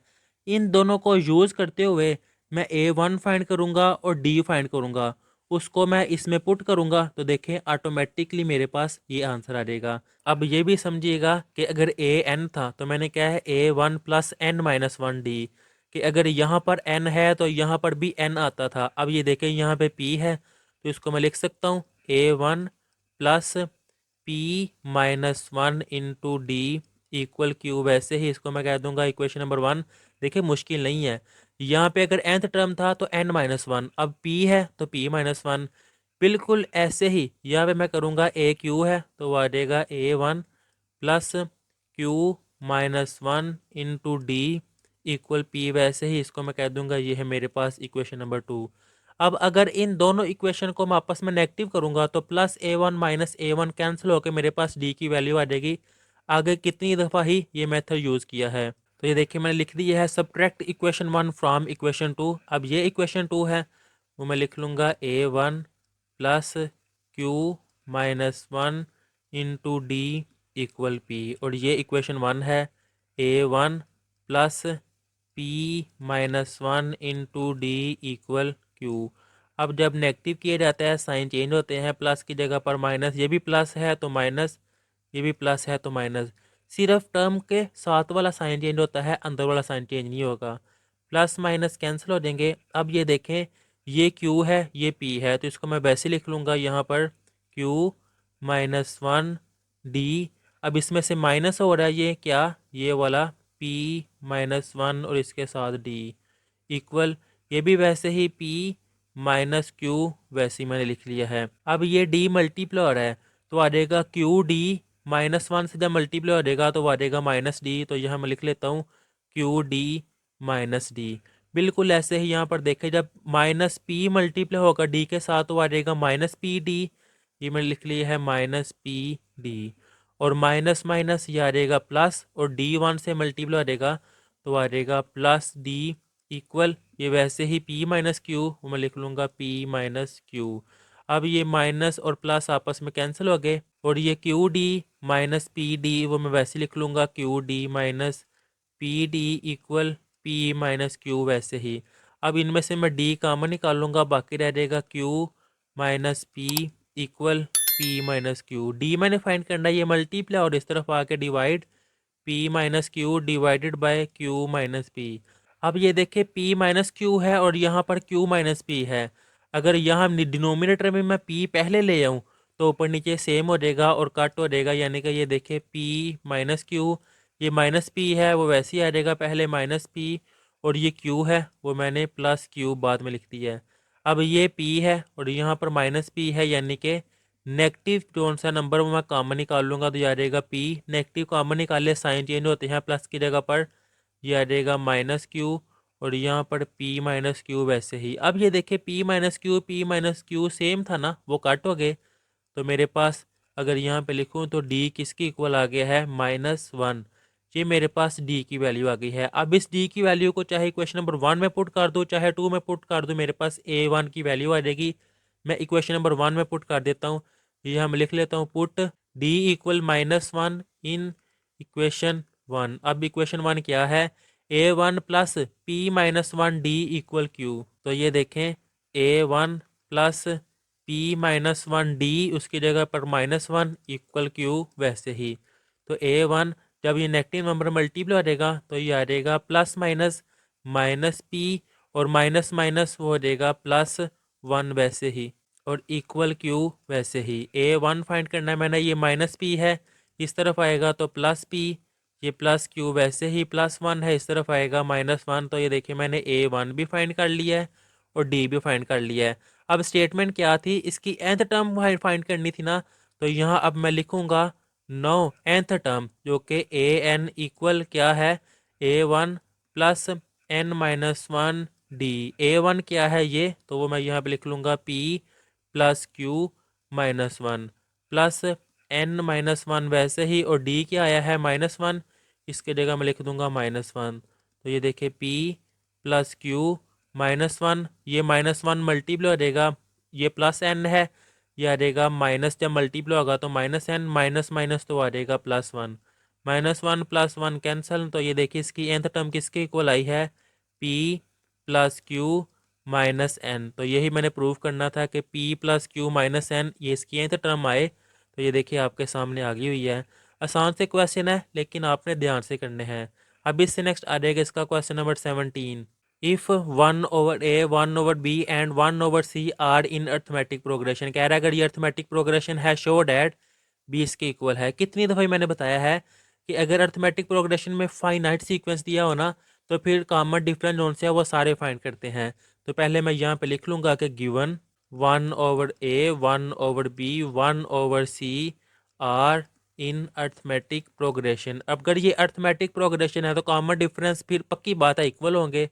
तो सेकंड माइनस फर्स्ट, यानी कि one over B minus one over ए वो इक्वल होगा थर्ड माइनस सेकंड के one over c minus one over b, फिर ये कॉमन डिफरेंस आपस में इक्वल होंगे। अब देखिए मैंने क्या फाइंड करना है, बी फाइंड करना है ना, तो बी वाले मैं एक तरफ ले जाऊंगा, ये वन ओवर बी ये माइनस के इस तरफ आएगा तो plus one over b equal one over c वैसे ही है, ये माइनस का इस तरफ आएगा तो प्लस वन ओवर ए वैसे ही आ जाएगा। अब मैं बी के लिहाज से ना एलसीएम लेने लगा हूँ, यहाँ पे कर ले तो नेक्स्ट पेज पे जाने की बजाय बी के लिहाज से मैंने एलसीएम लिया है। देखिए दोनों के डिनोमिनेटर में बी है था तो बी वैसे ही आ जाएगा, नोमिनेटर वन प्लस वन वो वैसे ही आ जाएगा। अब यहाँ पर मैं एलसीएम लेने लगा हूँ ए सी, देखिए वन के डिनोमिनेटर में सी है ए नहीं है वो ए आ जाएगा, प्लस वन के डिनोमिनेटर में ए है सी नहीं आ जाएगा तो मैं सी यहाँ पे लिख दूंगा। अब वन प्लस वन वो मेरे पास आ जाएगा two divided by b equal a plus c over a c, तो ये आ जाएगा ए प्लस सी ओवर ए सी। अब देखें मैंने बी फाइंड करना है लेकिन यहाँ पे बी डिनोमिनेटर में है तो इंटरचेंज कर दूंगा कि बी ऊपर ले गया हूँ और टू नीचे ले आया हूँ। बिल्कुल यही प्रोसेस दूसरी साइड पे हो जाएगा कि ए सी ऊपर आ जाएगा और ए प्लस सी नीचे आ जाएगा, बी इक्वल टू डिवाइड और इस तरफ आके मल्टीप्लाई वो आ जाएगा two A C divided by A plus C. तो ये देखें यही तो नहीं प्रूफ करना जो कि मेरे पास आ गया है, ये है इसका आंसर। अब इससे नेक्स्ट आ जाएगा इसका क्वेश्चन नंबर 18। देखें इसमें भी तीन टर्म्स दी हुई हैं, कह रहा है वो एक अर्थमेटिक प्रोग्रेशन है। Show that the common difference is A minus C over two A C, कह रहा है कि अगर ये अर्थमेटिक प्रोग्रेशन है तो इनका कॉमन डिफरेंस इसके इक्वल है, ये शो करें। अब इसको सॉल्व करने के ना दो मेथड है, मैं आपको दोनों करवा देता हूँ, जो आपको आसान लगे आप वो कर लीजिएगा। एक मेथड तो ये है कि जो मैंने इसका क्वेश्चन नंबर 17 किया है ना, आपने ये सारा पार्ट करना है, ये सारा करके इसके आगे ही मैं यहाँ पे करवाने लगा हूँ। ये देखें one over A, one over B, one over C दिया हुआ है ना, तो इनका कॉमन डिफरेंस देखिए क्या होगा फिर, सेकंड माइनस फर्स्ट। ये मैंने बी की वैल्यू फाइंड की है ना, अब मैं कहूँगा इसके लिहाज से now common difference D equal है सेकंड माइनस फर्स्ट, यानी कि one over B minus one over A. ये देख ले one over B minus one over ए वो मैंने लिख दिया है। अब इसमें देखें वन ओवर बी की वैल्यू, ये जो मेरे पास बी की वैल्यू आई थी इस बी की वैल्यू को यहाँ पे मैं पुट करने लगा हूँ। बी की जगह पे आ जाएगा two A C divided by A plus C, और ये माइनस वन ओवर ए वैसे ही। अब इससे नेक्स्ट मैं यहाँ पे सॉल्व करने लगा हूँ, ये ए प्लस सी ये लास्ट से इंटरचेंज होके फर्स्ट पे आ जाएगा और डिवाइडेड बाय टू ए सी वैसे ही माइनस वन ओवर ए वैसे ही। अब कॉमन डिफरेंस डी वैसे ही इक्वल, अब यहाँ पे मैं टू ए सी के लिहाज से एलसीएम ले लगा हूँ, इसके डिनोमिनेटर में टू ए सी है तो ये ए प्लस सी वैसे ही माइनस, इस 1 के डिनोमिनेटर में a है, ये a है, 2c नहीं है, तो यहाँ पे मैं लिख दूंगा 2c। तो ये देखें a c माइनस 2c वो मेरे पास आ जाएगा minus c divided by 2ac, और कॉमन डिफरेंस जिसको d से डिनोट किया था, तो ये देखें a minus c divided by 2ac, यही प्रूव करना था, a minus c divided by 2ac, और वो क्या होना चाहिए, कॉमन डिफरेंस। कॉमन डिफरेंस जिसको d से डिनोट किया था ये आपके सामने है। अगर आपने ऐसे नहीं करना तो मैं एक और मेथड से आपको इसका सोल्यूशन करवा देता हूँ कि सबसे पहले तो मैं वही यहाँ पे लिखूंगा, given 1/a 1/b 1/c are in arithmetic progression. क्या ये अर्थमेटिक प्रोग्रेशन अगर है तो फिर इनका कॉमन डिफरेंस के डी वो क्या आएगा, सेकंड माइनस फर्स्ट के 1/b माइनस 1/a, इनका कॉमन डिफरेंस वो सेम होगा। इसको मैं कह देता हूँ ये है मेरे पास इक्वेशन नंबर 1। बिल्कुल ऐसे ही कॉमन डिफरेंस थर्ड में से सेकंड को नेगेटिव करूंगा, वो भी तो कॉमन डिफरेंस ही है ना, तो 1/c माइनस 1/b, ये भी कॉमन डिफरेंस ही है, इसको मैं कह दूंगा ये है इक्वेशन नंबर 2। कॉमन डिफरेंस है ना, अर्थमेटिक प्रोग्रेशन है। अब इनको मैं ऐड कर दूंगा कि ऐड इक्वेशन 1 इन इक्वेशन 2, के इनको मैं आपस में ऐड कर रहा हूँ, तो लेफ्ट लेफ्ट में ऐड होगी, ये मेरे पास आ जाएगा d plus D equal right right में ऐड होगी, तो आ जाएगा 1/b minus 1/a plus 1/c minus 1/b। ये पॉजिटिव में और ये नेगेटिव में कैंसिल हो जाएगा, बाकी क्या रह जाएगा, -1/a प्लस 1/c। तो इनको मैं अरेंज कर लेता हूँ कि 1/c माइनस 1/a, के पॉजिटिव को मैंने पहले लिख लिया और नेगेटिव को बाद में लिख लिया है, ये देखिए आपके सामने था। और d प्लस डी वो होता है 2d। अब ये 2d वैसे ही यहाँ मैं एलसीएम लेने लगा हूँ ए सी के लिहाज से, तो 1 के डिनोमिनेटर में c है, a नहीं है, तो ये a आ जाएगा, माइनस इस 1 के डिनोमिनेटर में a है, c नहीं है, तो यहाँ पे c आ जाएगा। अब d equal a minus c divided by 2 multiply हो रहा है, यहाँ पे आके डिवाइड हो जाएगा 2ac। तो ये देखें a minus C over 2ac, यही प्रूव करना था, मैंने दो मेथड से करवा दिया, जो आपको आसान लगे आप कर सकते हैं। इससे नेक्स्ट आ जाएगा question number 19। If a k and a m denotes two different terms of an arithmetic progression, कह रहा है कि ए के और ए एम दो डिफरेंट अर्थमेटिक प्रोग्रेशन है, इनको इससे डिनोट किया गया है। तो सोल्यूशन में सबसे पहले इतना ही मैं लिख लेता हूँ कि गिवन है मेरे पास ए के और ए एम, ये दो कौन सी है, अर्थमेटिक प्रोग्रेशन है। अगर ये अर्थमेटिक प्रोग्रेशन है तो फिर इस लिहाज से क्या होगा, ए के वो किसके इक्वल होगा, a1 प्लस यहाँ पे k है तो k-1d, और दूसरी क्या है am, वो मैं लिख लूँगा a1 प्लस जो यहाँ पे होता है उसमें से 1 नेगेटिव करके और कॉमन डिफरेंस लिखते हैं। इससे नेक्स्ट वो कह रहा है शो डैट, साबित करे इट्स nth टर्म इज, कि इसकी जो nth टर्म है ना वो इसके इक्वल है, जैसे भी आगे नहीं किया p minus q plus n वाला, बिल्कुल वही काम है।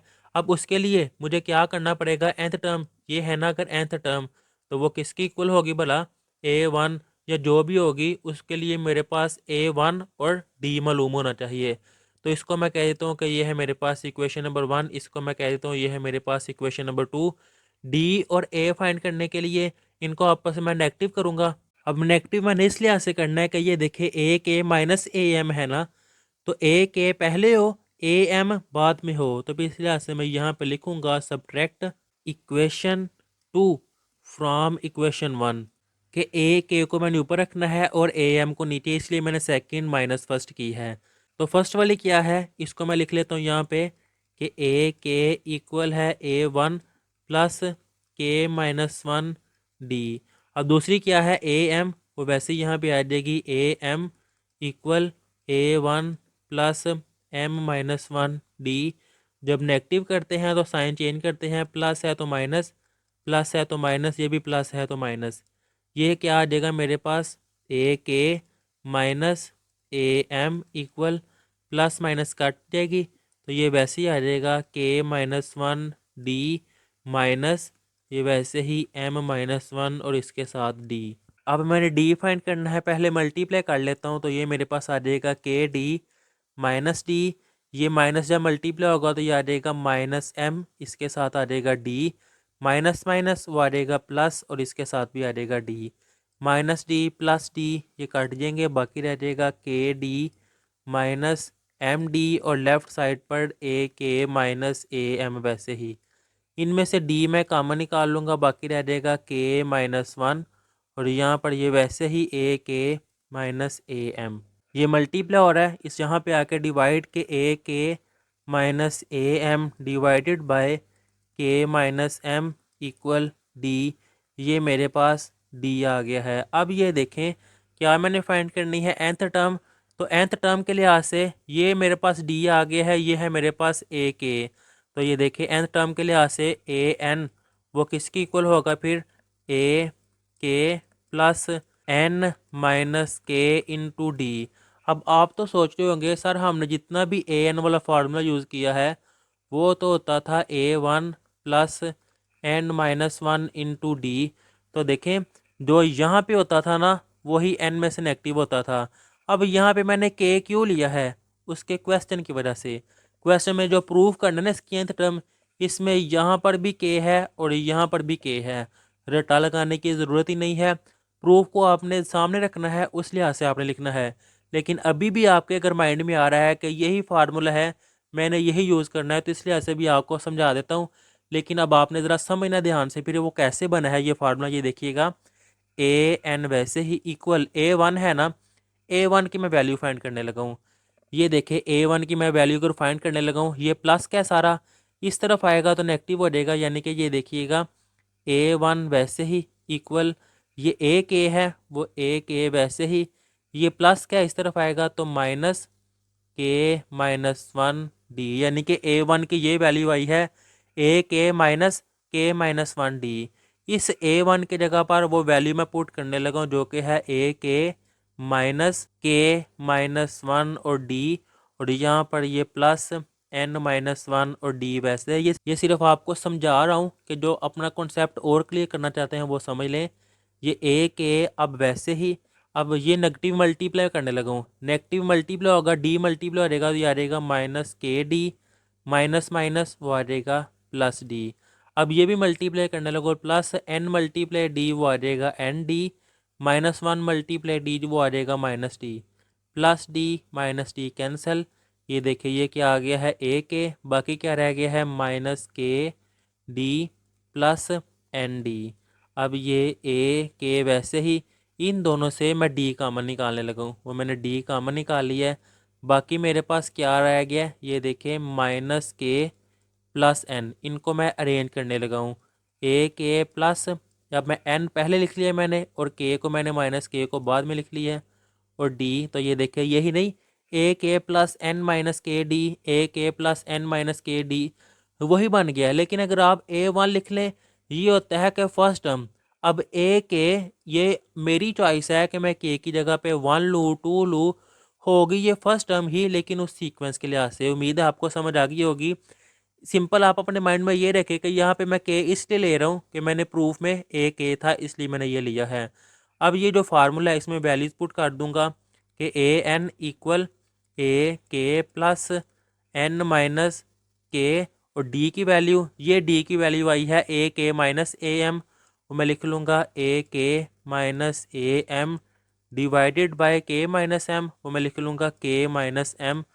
तो ये देख लें यही मैंने प्रूफ करना था ए के माइनस ए एम को ओवर के माइनस एम, और इसके साथ ये चीज़ें वो सारी वैसी आ गई है सिंपल, ये इसका आंसर है। अब इससे नेक्स्ट आ जाएगा क्वेश्चन नंबर 20। ये क्वेश्चन आपने बहुत ही ध्यान से करना है। वो कह रहा है if a one a two a three so on a n are positive and in arithmetic progression. वो कह रहा है ये सारे जौन से हैं पॉजिटिव है और अर्थमेटिक प्रोग्रेशन है। प्रूफ डैट, अब वो कह रहा है साबित करें कि ये सारा इसके इक्वल है, यानी कि लेफ्ट हैंड साइड को राइट हैंड साइड के इक्वल प्रूफ करें। तो बड़े ध्यान से करना आपने। देखें मैं फर्स्ट वाली टर्म लेने लगा हूँ। फर्स्ट वाली टर्म क्या है, one over square root a one plus square root a two. अब डिनोमिनेटर में अगर स्केयर रूट आ जाए ना तो मैं रैशनलाइजेशन कर लेता हूँ। अब इसको जब मैं रैशनलाइजेशन करूँ ना, चलिए इससे नेक्स्ट मैं यहाँ पे कर लेता हूँ one over square root a one plus square root a two. Rationalisation होती है कि डिनोमिनेटर का साइन चेंज करके सेंटर वाला मल्टीप्लाई डिवाइड करते हैं। तो ये आ जाएगा square root A1 minus square root A2 multiply भी कर दिया है और square root A1 minus square root A2 से डिवाइड भी कर दिया है। 1 जब इससे मल्टीप्लाई होगा, नोमिनेटर नोमिनेटर से मल्टीप्लाई होगा, तो वो वैसे ही आ जाएगा square root A1 minus square root A2 divided by A plus b A minus b. जब ये आपस में मल्टीप्लाई होंगे ना, तो A plus b A minus b वाला फार्मूला वो आ जाएगा A का स्केयर यानी कि स्केयर रूट A1 का square minus square root A2 का स्केयर। वैसे ही अब नोमिनेटर वैसे ही square root A1 minus square root A2 divided by, ये कट हो जाएगा स्केयर स्केयर रूट से, बाकी रह जाएगा A1 माइनस A2। तो मैं यहाँ पे लिख लूँगा A1 माइनस A2। अब यहाँ पर देखिएगा इनकी ना जगह मैं चेंज करने लगा हूँ, समझाता हूँ मैं क्यों करने लगा वैसा। Square root A1 minus square root A2 divided by मैं लिखने लगा हूँ माइनस A2 प्लस A1। अब ये भी अगेन देखिएगा, आपको समझाता हूँ कि मैं क्यों कर रहा हूँ। Square root A1 minus square root A2 divided by negative number मैं कामन निकाल लूँगा, तो बाकी क्या रह जाएगा A2 माइनस A1। अब ये देखिए मैं आपको साइड पे समझाता हूँ, चाहे आप क्वेश्चन में भी ये ऐड कर लीजिएगा कि गिवन है A1 A2 A3 AN तक ये अर्थमेटिक प्रोग्रेशन है। अगर अर्थमेटिक प्रोग्रेशन है तो कॉमन डिफरेंस होता है, सेकंड माइनस फर्स्ट, यानी कि फिर डी क्या होगा, सेकंड वाली है A2 माइनस A1, तो फिर A2 माइनस A1 इसकी जगह पर फिर क्या आ जाएगा डी, और ये नेगेटिव। वैसे ही ये सारा काम इनकी जो मैंने जगह इंटरचेंज की है ना, वो मैंने इसलिए की है कि ये स्टेटमेंट में गिवन था कि ये A1 A2 A3 so on zone सी है ये अर्थमेटिक प्रोग्रेशन है, तो फिर इसका कॉमन डिफरेंस जहाँ मैं ऐड कर सकूंगा, यहाँ मैं पुट कर सकूंगा, इसलिए मैंने ऐसा किया है। A2 माइनस A1 की जगह पर मैंने लिख लिया अब डी, और नोमिनेटर वैसे ही square root A1 minus square root A2। और सॉल्व किसको किया था इसको, वो मैं वैसे लिख लूँगा 1 over square root A1 minus square root A2। अब ये चीज़ आप समझिएगा ज़रा ध्यान से कि 1 over square root A1 minus A2 वो किसके इक्वल आया है, square root A1 minus square root A2 minus d. अब आपको समझाने के लिए अगर यहाँ पर मैं कर लूँ कि square root A2 minus square root A3, अगर मैं ये लूँ तो फिर इस लिहाज से क्या आएगा कि अगर A1 था वो भी A1 आया था, अगर A2 है तो वो फिर क्या आएगा A2 माइनस A2 था वो यहाँ पे आया था, और यहाँ पे A3 है वो आ जाएगा A3 divided by minus d.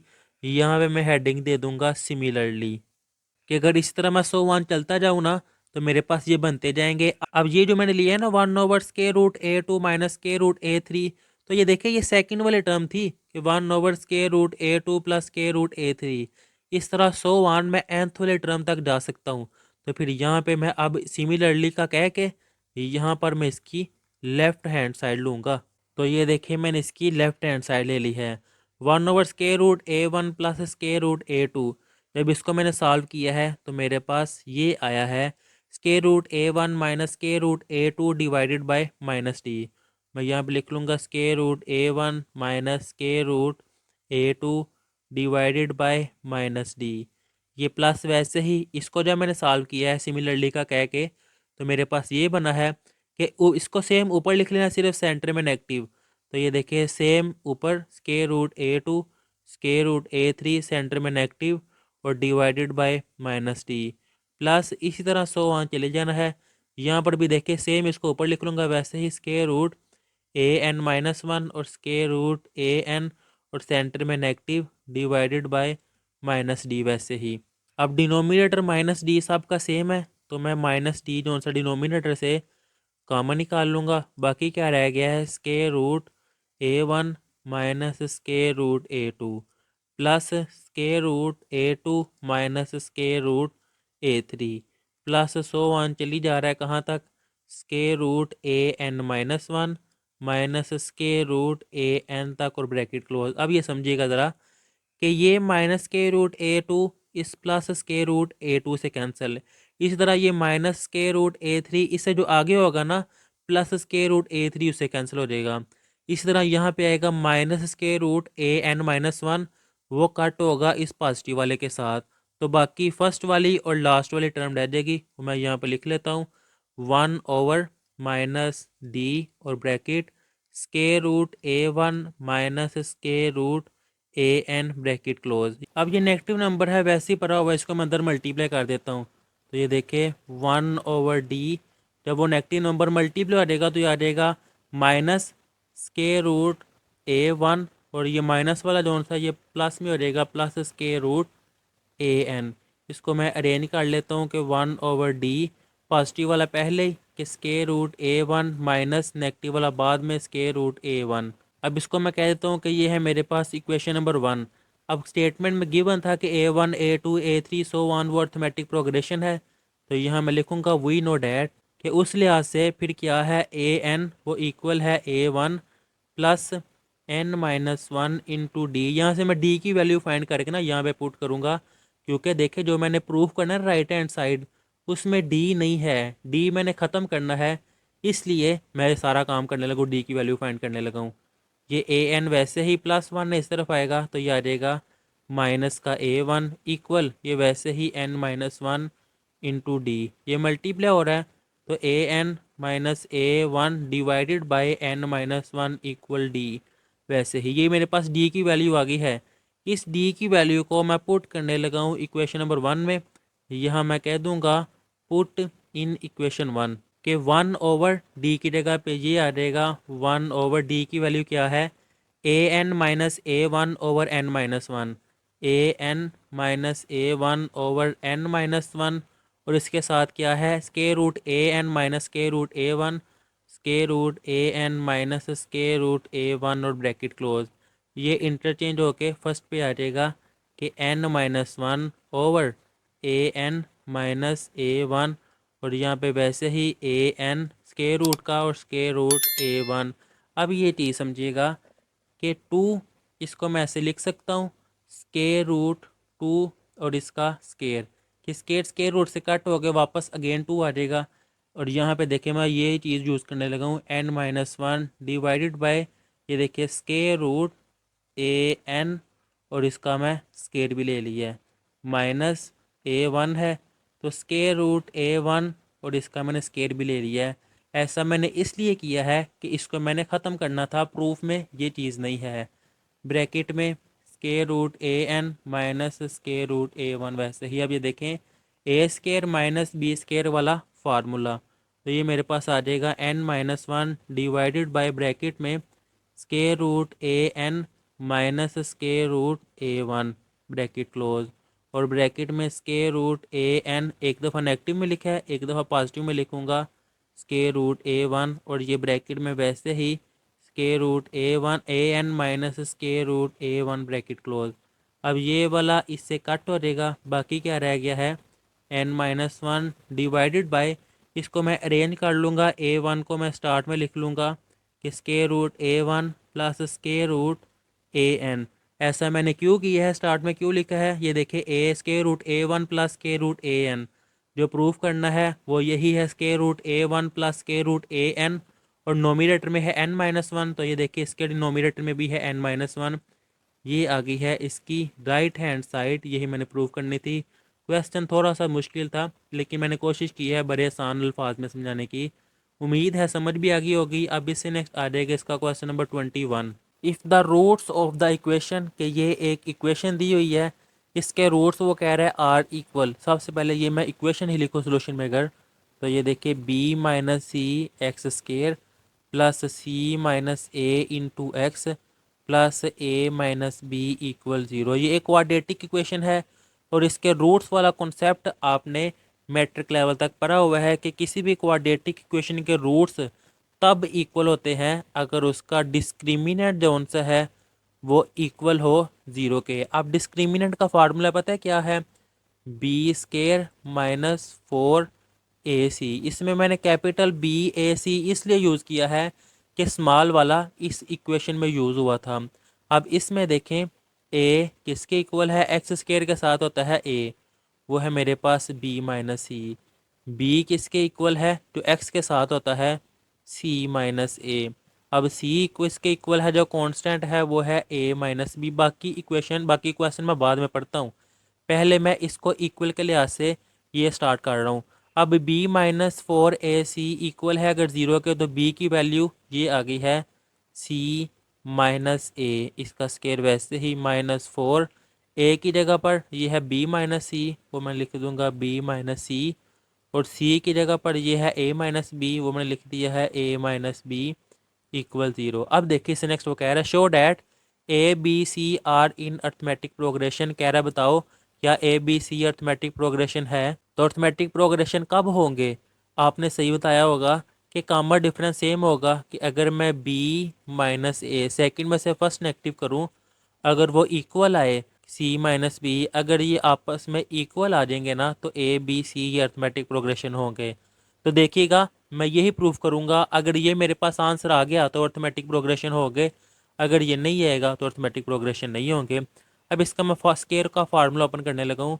ये आ जाएगा सी माइनस ए के स्केयर वाला फार्मूला कि सी का स्केयर प्लस ए का स्केयर माइनस टू सी ए के फर्स्ट वाली और लास्ट वाली। अब ये माइनस फोर वैसे ही इन दोनों को मल्टीप्लाई करने लगो, बी मल्टीप्लाई ए वो आ जाएगा a b multiply minus b वो आ जाएगा माइनस बी का स्केयर, माइनस सी मल्टीप्लाई वो आ जाएगा minus a c, minus minus ये आ जाएगा प्लस, सी मल्टीप्लाई बी वो आ जाएगा बी सी इक्वल ज़ीरो वैसे ही। अब ये c square plus a square minus two C a, वैसे ही माइनस फोर को मल्टीप्लाई कर दूँगा वो आ जाएगा minus four a b, minus minus वो आ जाएगा plus four B square, minus minus वो आ जाएगा plus four a c, minus plus वो आ जाएगा minus four b c equal zero. इस ए को मैं सही करके लिख लेता हूँ।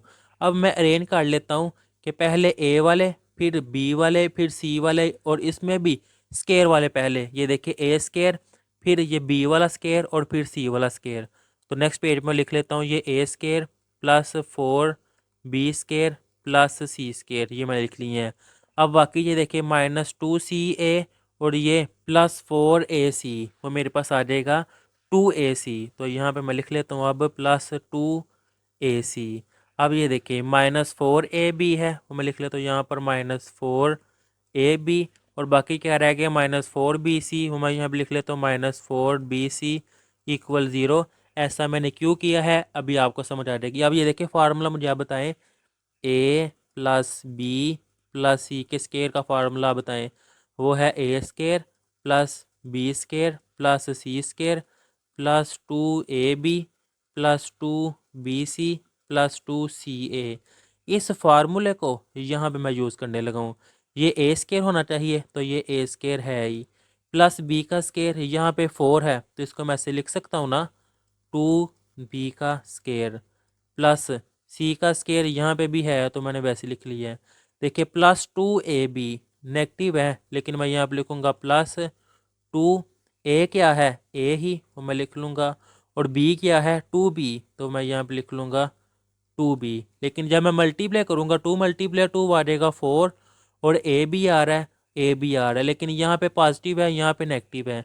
देखिएगा अब समझिएगा, अगर इसके साथ मैं नेगेटिव लगा दूँ तो प्लस माइनस माइनस हो गया ना, तो फिर इसके साथ भी अगर मैं नेगेटिव लगा दूँ कि नेगेटिव का स्केयर क्या होता है पॉजिटिव ही होता है, कोई इशू नहीं है। ये देखिए माइनस टू बी का स्केयर अगर आप ओपन करें तो माइनस का स्केयर प्लस टू का स्केयर फोर और बी का स्केयर वैसे ही, तो कोई इशू नहीं है अगर इसके साथ मैं नेगेटिव लगा दूं।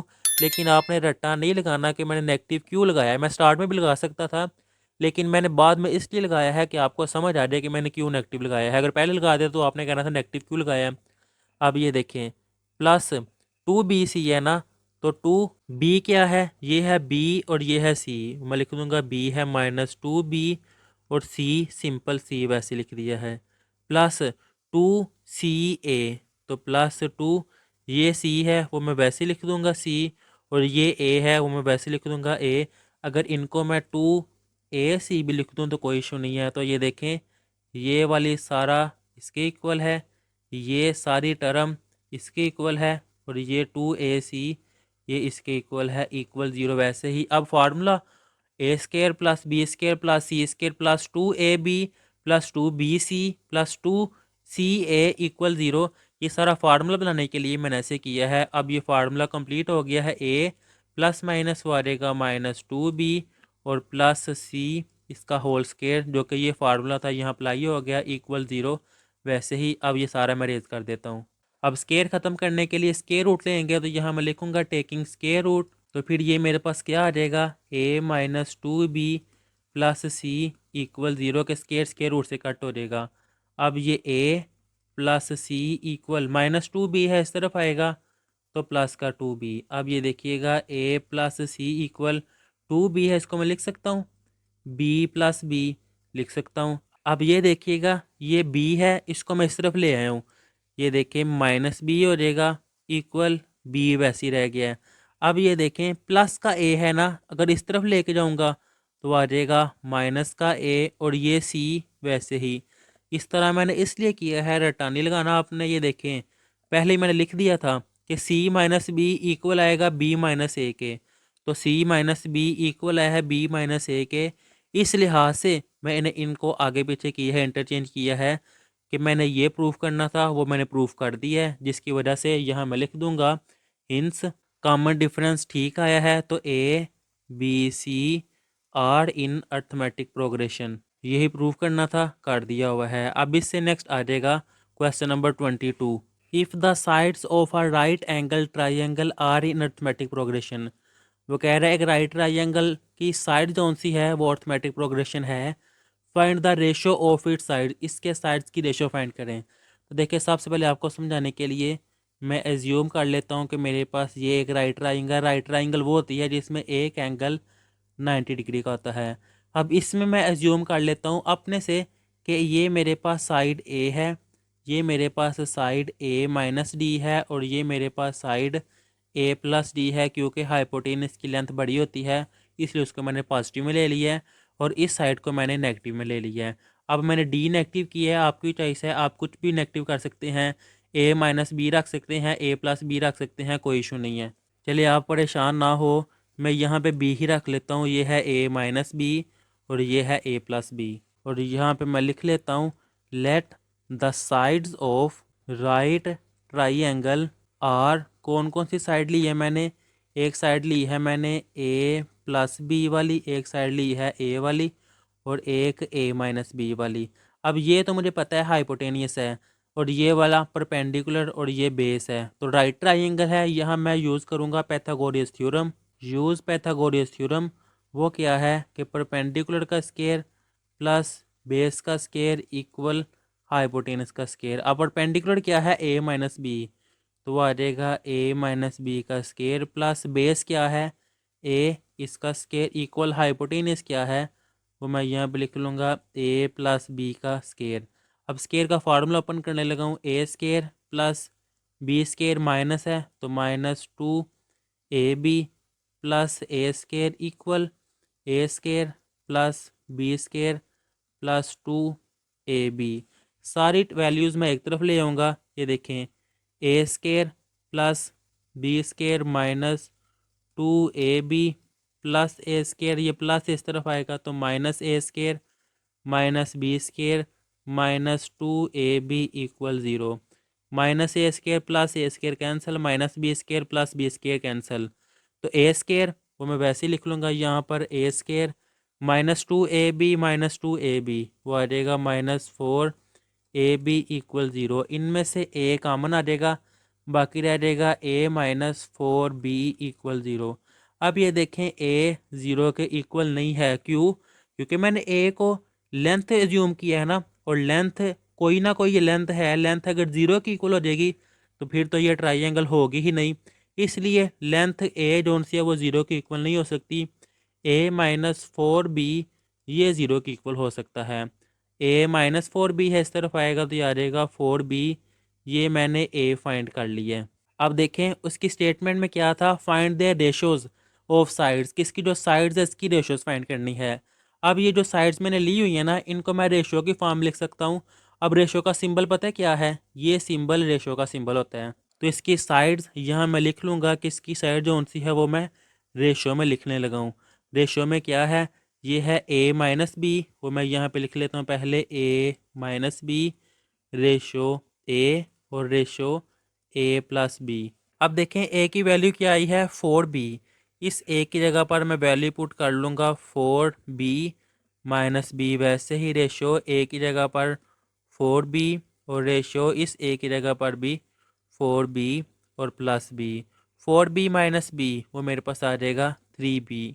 रेशो 4b और रेशो 4b प्लस बी वो आ जाएगा 5b। अब देखें b इन तीनों के पास है ना, तो b को मैं ख़त्म करने लगा हूँ। बाकी क्या रह जाएगा 3:4:5। ये रेशो आई है इसकी साइड्स की राइट ट्राइंगल की। ये सिंपल इसका आंसर है। अब इससे नेक्स्ट आ जाएगा लास्ट वाला question number 23। If the nth term of a progression is a linear expression in n। यहाँ तक पहले समझिएगा। पहले मुझे पता होना चाहिए कि लीनियर एक्सप्रेशन क्या होता है। ये देखें ax प्लस बी, सिंपल अगर मैं अलजबरा में आऊँ तो x के लिहाज से ये मेरे पास लीनियर एक्सप्रेशन है।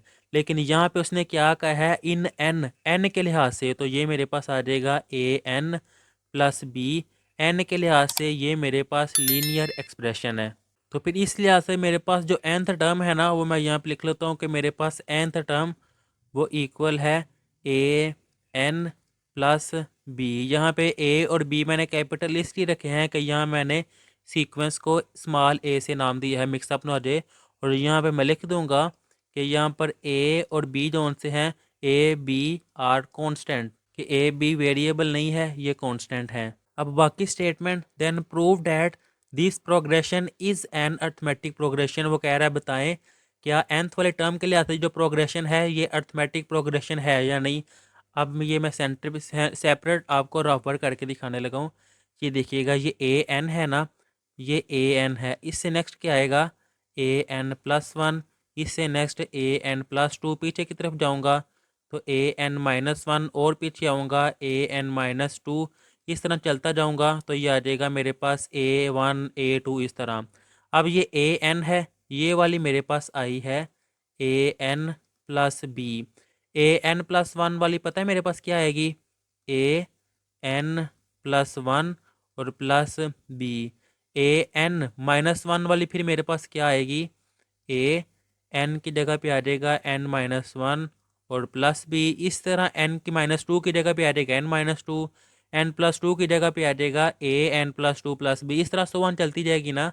लीनियर के लिहाज से सीक्वेंस है ये।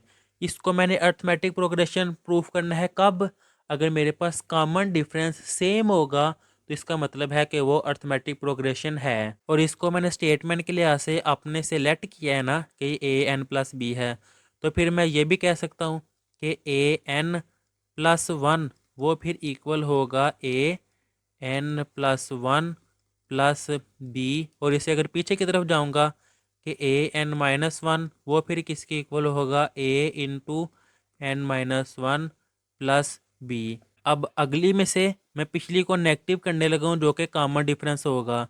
तो ये देखिएगा A N minus A N minus one. A N की वैल्यू मेरे पास क्या है A N plus B minus A N minus one की वैल्यू क्या है A into N minus one plus B. क्योंकि बाहर नेगेटिव है इसलिए मैं बड़ी ब्रैकेट ले लेता हूँ, क्योंकि नेगेटिव नंबर से साइन चेंज होते हैं इसलिए ब्रैकेट लेना लाजमी है। ए एन प्लस बी, अब नेगेटिव नंबर मल्टीप्लाई कर दूंगा, ये मेरे पास आ जाएगा minus A into N minus one और माइनस प्लस वो आ जाएगा माइनस बी। तो ये देखें A N plus B minus B cancel हो जाएगा, नेगेटिव ए मल्टीप्लाई हो जाएगा तो आ जाएगा minus A N minus minus वो आ जाएगा प्लस ए। ये भी कट हो जाएंगे तो सिंपल मेरे पास आ गया है ए। यानी कि अगली में से पिछली को मैंने नेगेटिव किया है तो मेरे पास ये आ गया है। अब इस अगली में से इस पिछली को मैं नेगेटिव करूँगा, अगर तब भी मेरे पास यही आंसर आएगा तो मैं कह दूंगा कॉमन डिफरेंस सेम आया है तो ये अर्थमेटिक प्रोग्रेशन है। मैंने आपको इसमें से ये नेगेटिव किया है और इसमें से ये नेगेटिव किया है, अगली में से पिछली नेगेटिव कर रहा हूँ। आपकी चॉइस है, आप ए एन प्लस टू और minus A N plus one ये मैं नेगेटिव कर ले, जो मर्जी नेगेटिव कर ले, कोई इशू नहीं है। इसको तो मैंने नेगेटिव कर लिया है। अब नो अगली जो कि है ए एन प्लस वन, उसमें से नेगेटिव करूँगा ए एन को, A N plus one minus A N. तो ए एन प्लस वन क्या है A N plus one plus B. तो यहाँ पे लिख लूँगा A N plus one plus B minus A N किसके इक्वल है ए एन प्लस बी, वो आ जाएगा A N plus B, negative है बाहर तो इसलिए ये ब्रैकेट में आएगा। तो ये ए एन से मल्टीप्लाई होगा तो A N A one time वो आ जाएगा ए, प्लस बी वैसे ही नेगेटिव नंबर मल्टीप्लाई होगा तो आ जाएगा minus A N minus plus वो आ जाएगा minus B, plus B minus B cancel, plus A N minus A N cancel, ये मेरे पास क्या आ गया है ए, और यहाँ पर ए N plus one minus A N. अब ये देखिए ये भी कॉमन डिफरेंस सेम आया है, इसका भी कॉमन डिफरेंस ए सेम आया है। अब फिर मैं कह दूंगा सो ए N plus one minus A N ये इक्वल आया है किसके, ए N minus A N minus one के, ए N minus A N minus one, यानी कि अगली में से जब मैंने पिछली को नेगेटिव किया है और उससे अगली में से जब मैंने पिछली को नेगेटिव किया है तो मेरे पास आंसर सेम आया है। अगर ऐसा हो तो इसका मतलब है वो अर्थमेटिक प्रोग्रेशन कॉमन डिफरेंस के लिहाज से उसकी कंडीशन को सेटिस्फाई कर रहा है। तो फिर सिंपल मैं लिख दूंगा hints this progression is arithmetic progression. तो यहाँ मैं लिख लेता हूँ hints progression is an arithmetic progression. तो ये देखिए ये भी क्वेश्चन कंप्लीट हो गया है और ये एक्सरसाइज भी कंप्लीट कर ली हुई है। अल्लाह हाफिज़।